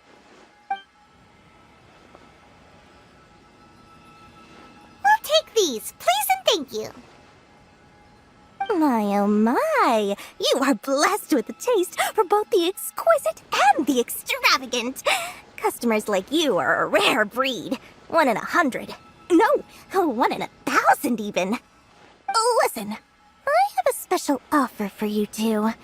If you spend just 100,000 more, you can pick any knowledge capsule of your choice up to a value of 1 million Mora. Say what now? Hey, did you hear that? Spend another 100K and we get a capsule worth a whole million!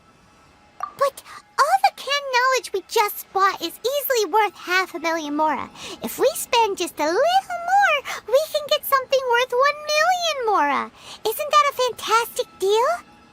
Think about it. We've gone to all this trouble to get this canned knowledge. And so far, everything we bought belongs to Alhaitham. Aren't you even the least bit curious about how this whole canned knowledge thing works?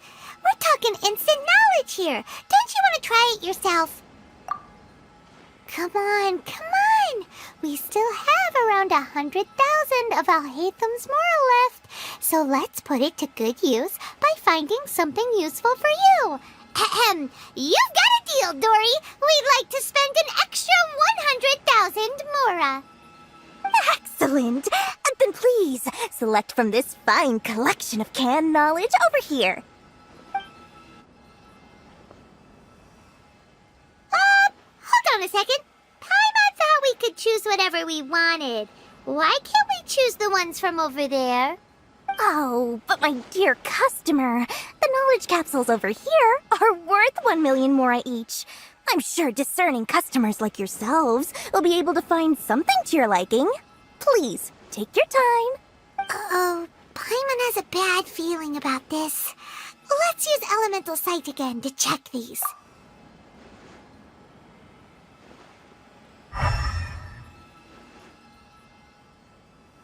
So, what did you see? So, they're all worth about the same amount? Well, anyway, the mora's already been spent, so let's at least try to find something useful. Let Paimon take a look here. An introduction to traditional Sumeru brewing techniques, the art of growing spices, an overview of ancient runes. Oh, how about this one? Sword Fighting Techniques 8. Not sure we'd ever find volumes 1 through 7, but at least this knowledge should be useful, right? Let's go with this one. Dory, we'll take this one. All right, very good. I'm expecting some new goods in the next couple days, so be sure to check back again soon. Whether it's canned knowledge or anything else you need, bring your mora to Dory and doors will open. Our dealings with Dory went smoothly enough. Let's head to Wakala Funduk and meet up with Alhaitham. Hopefully now he'll finally tell us about what the Academia lost.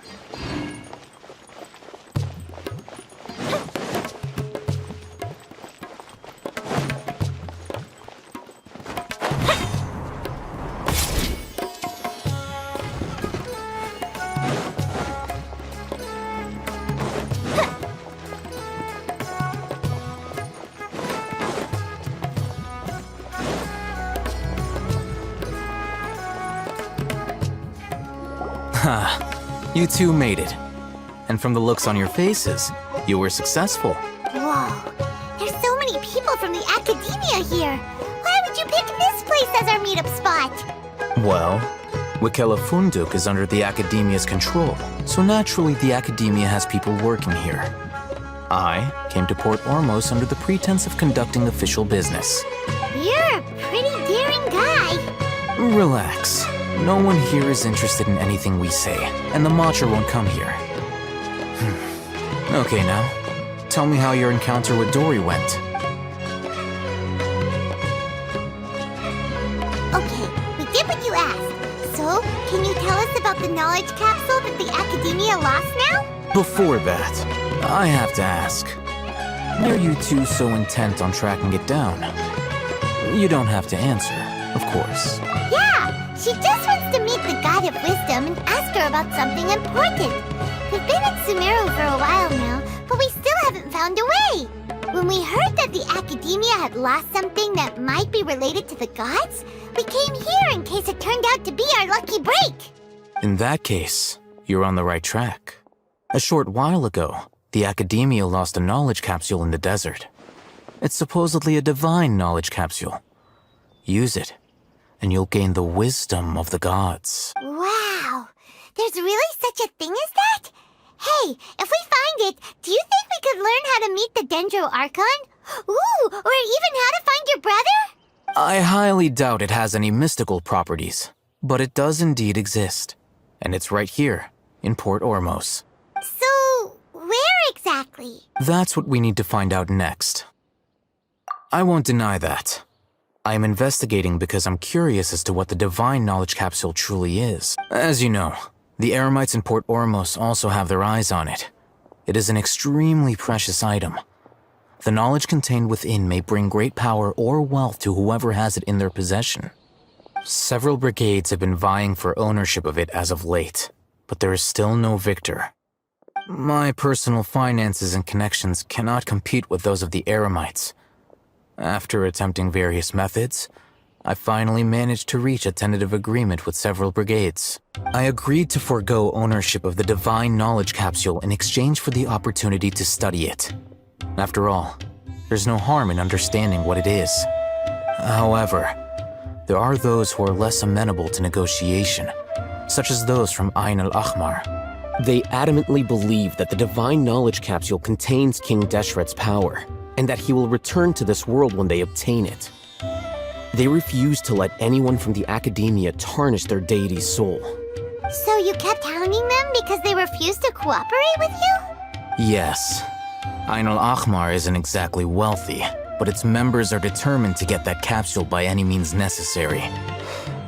To that end, they've resorted to many methods more foul than fair in order to amass sufficient funds. So, I've been sabotaging their business to force them into negotiating with me. The Divine Knowledge Capsule should be up for a secret auction within the next few days.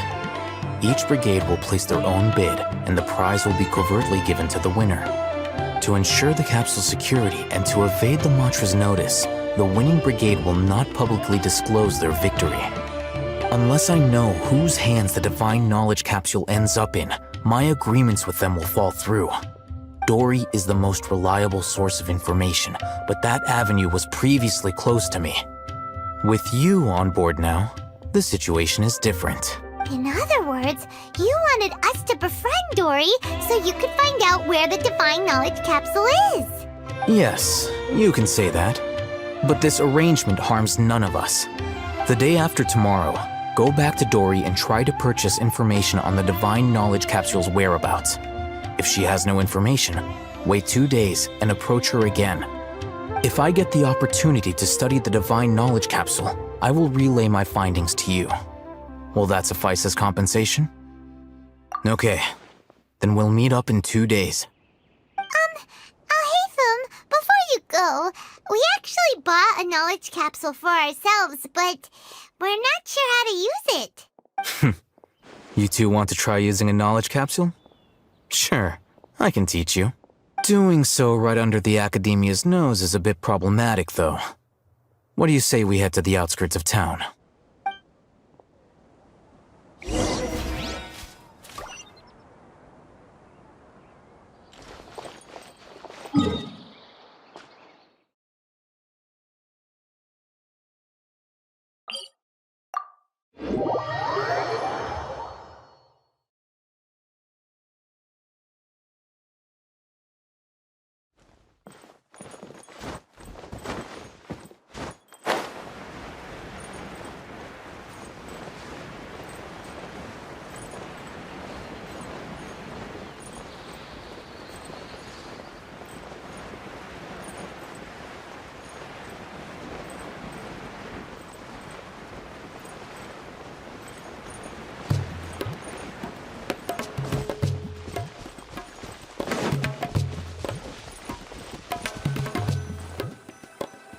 All right, this place works.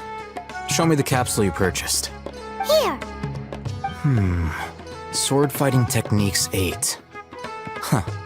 A combat class knowledge capsule. This class is something of a rare find these days, since most have been taken by the Eremites to augment their battle capabilities. Really? Ah, yeah, what a great buy! If you want to determine the efficacy of this capsule, I can evaluate your combat ability.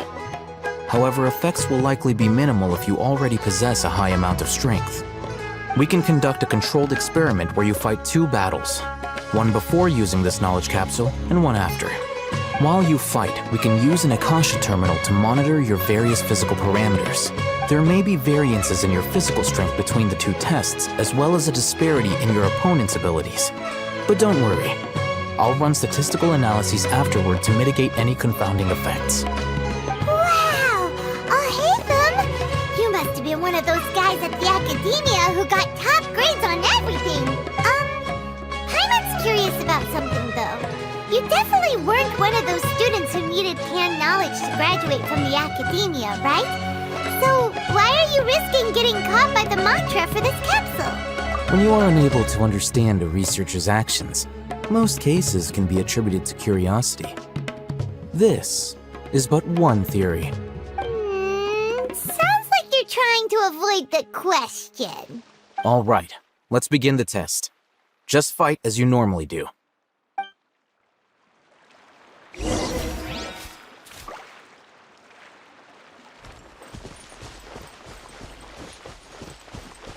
Fire hazard!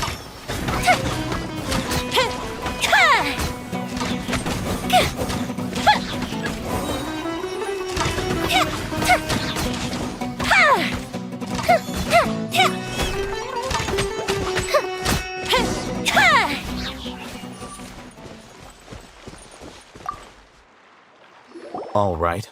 I'll link your Akasha terminal to record data. The next step is to use this knowledge capsule. Hold it in your hand. I'll help you establish a connection with it so you can activate its power.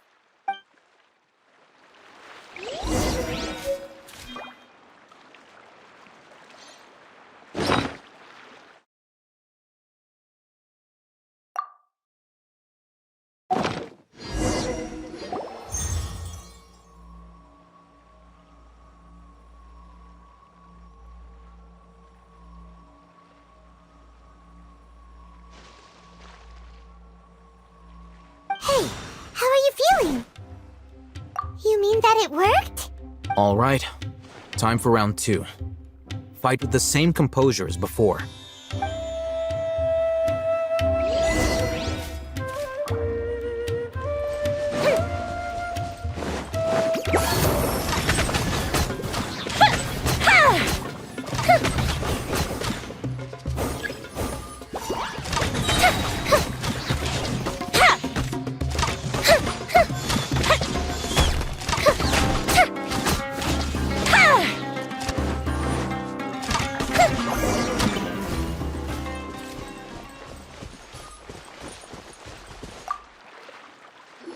Now, I'll start recording data again.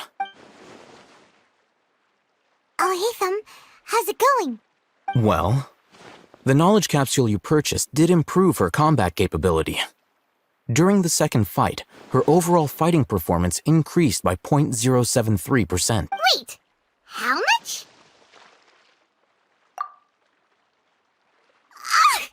Dory's such a jerk! She totally scammed us! 1 million mora? This thing isn't worth 1/10 of that amount! Of course, this could be because she is so powerful that the capsule's contents were unable to produce a substantial increase. At the very least, this test allowed me to gain more insight into you two. Our deal seems increasingly worth my investment. I'm heading back to Ikela Funduk. I await your response in 2 days' time. This is Mora for when you ask Dory for information. Pay her as much as she requests.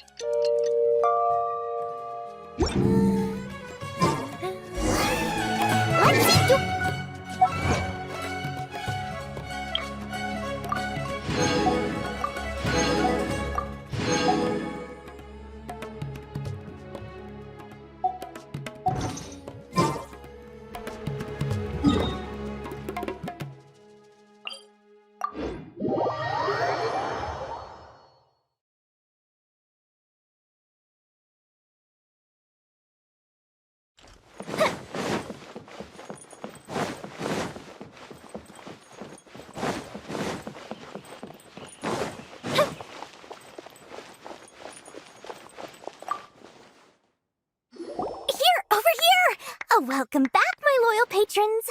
What can I do for you this time? You name it. Canned knowledge, supplies, or anything else you need. I'll find a way to get it. Where there's a waterfall of Mora, there's a way. Can you really get us anything we want?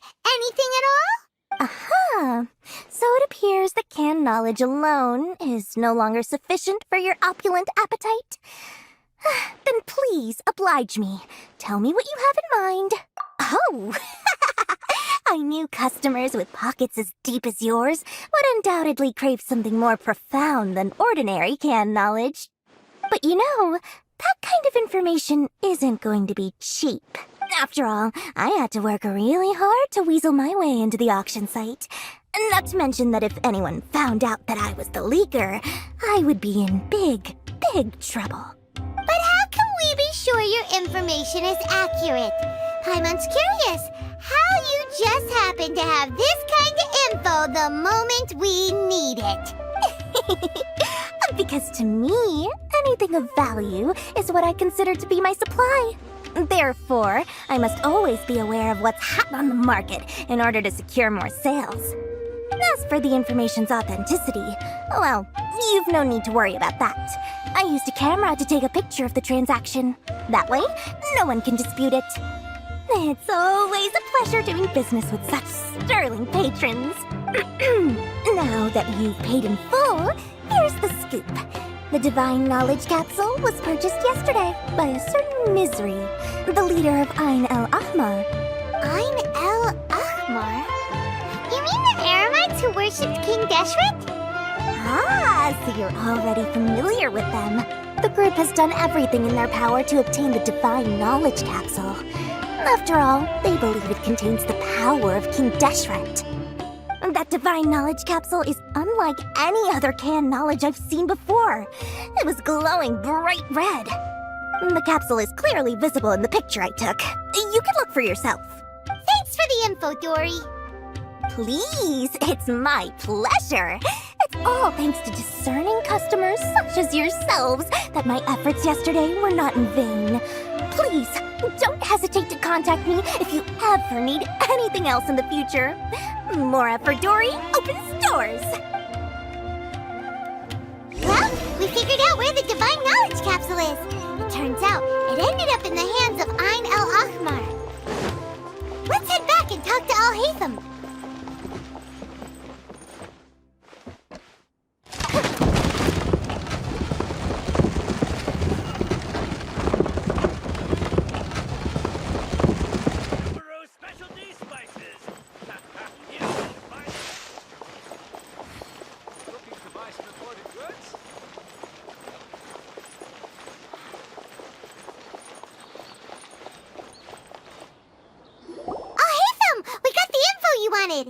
Really?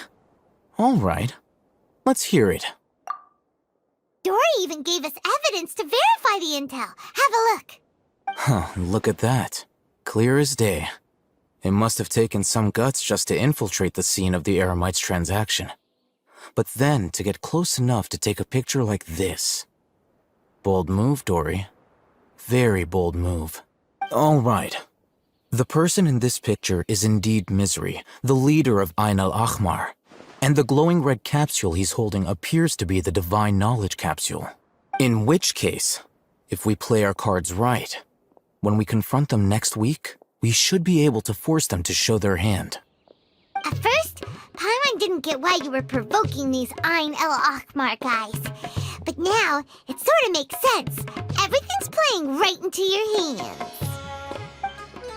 After we defeat them, we can finally have a serious talk with their boss and get them to lend us the Divine Knowledge Capsule. Thank you for your time and efforts. Take a few days off while I make some preparations. Let's meet up again on the afternoon of the arranged date, 3 o'clock sharp. See you then.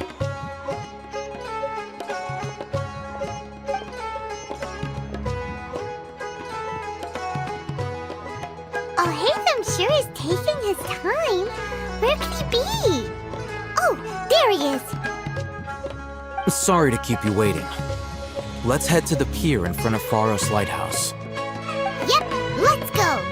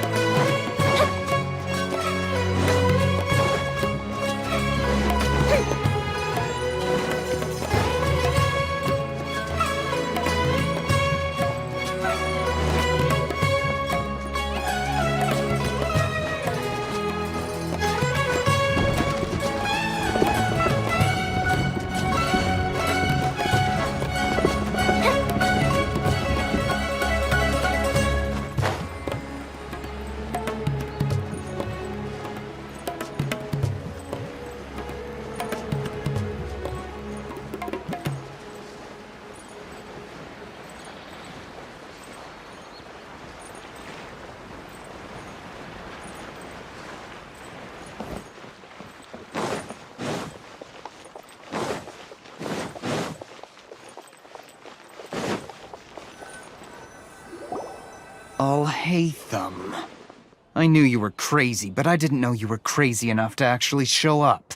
It was I who demanded that these negotiations take place. I was more worried that you might go back on your promise. But to your credit, it appears that you're sticking to your word. This is turning into quite an occasion. I also brought some backup. I assume you don't mind. Backup? Aren't you the brat from the restaurant the other day? You've come to support this lunatic because he helped you out? Fine, your funeral. I'm not going to mince my words. Once we're done with you, you'll be nothing more than fish food. Get 'em, boys! Uh-oh, here they come. Good luck, you two. That's close enough. Stabilize. Order guide you. Oz, reveal thyself!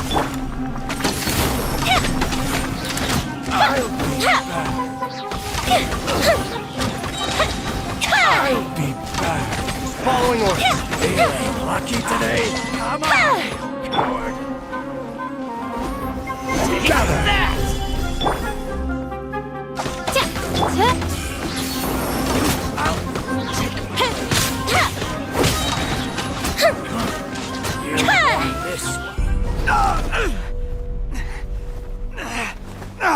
Academia scum!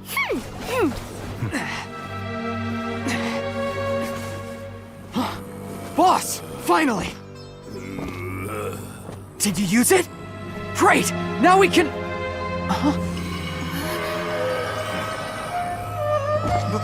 Boss? Boss!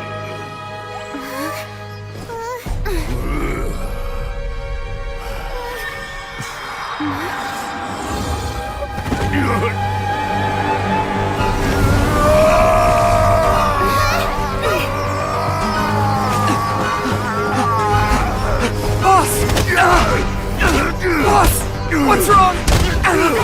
What happened to him?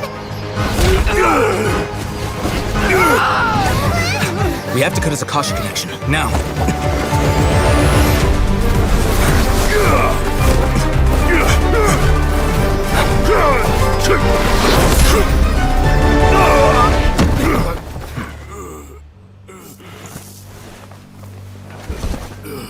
Target acquired. Arrest him.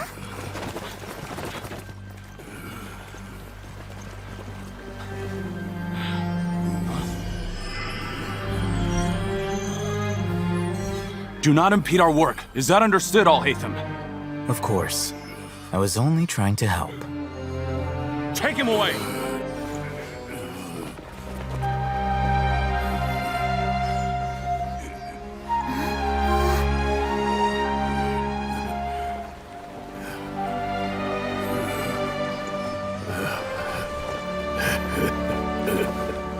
World, forget me.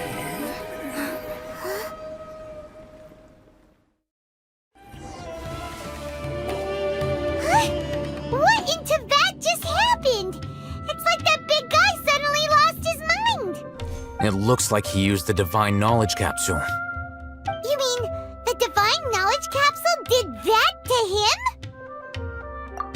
Yeah. You mean how some researchers go insane after getting knowledge from Irminsul? I've heard of numerous incidents of researchers in Satyavada life going insane. The state that man is now in suggests that this is a similar situation. This divine knowledge capsule does appear to be linked to the gods, but beyond that, it doesn't seem anything like the rumors suggest. Possessing it doesn't grant you divine wisdom or power. Did you hear what he said? World, forget me.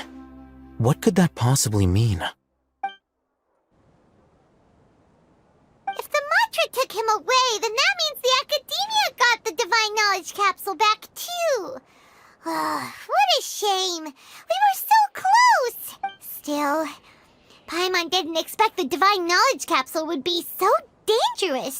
Imagine if we tried to open it. Oh, who knows what would have happened to us? As things stand, there is no reason for me to remain in Port Ormos. I believe our collaboration has also reached its end. Oh, we were so busy trying to find the divine knowledge capsule that Paimon forgot to ask you something. Since you're a member of the Academia, do you have any idea how we can go about meeting Lesser Lord Kusanali?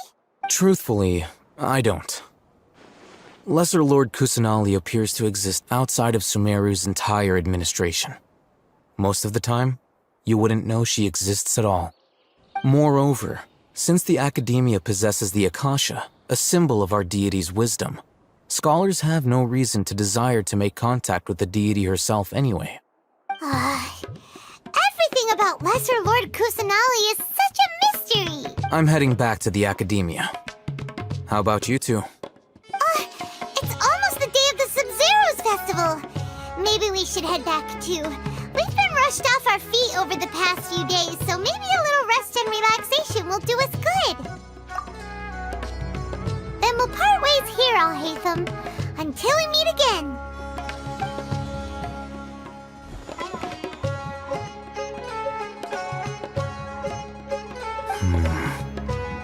Now, do I deal with this thing first? Or should I produce the report that the higher-ups require?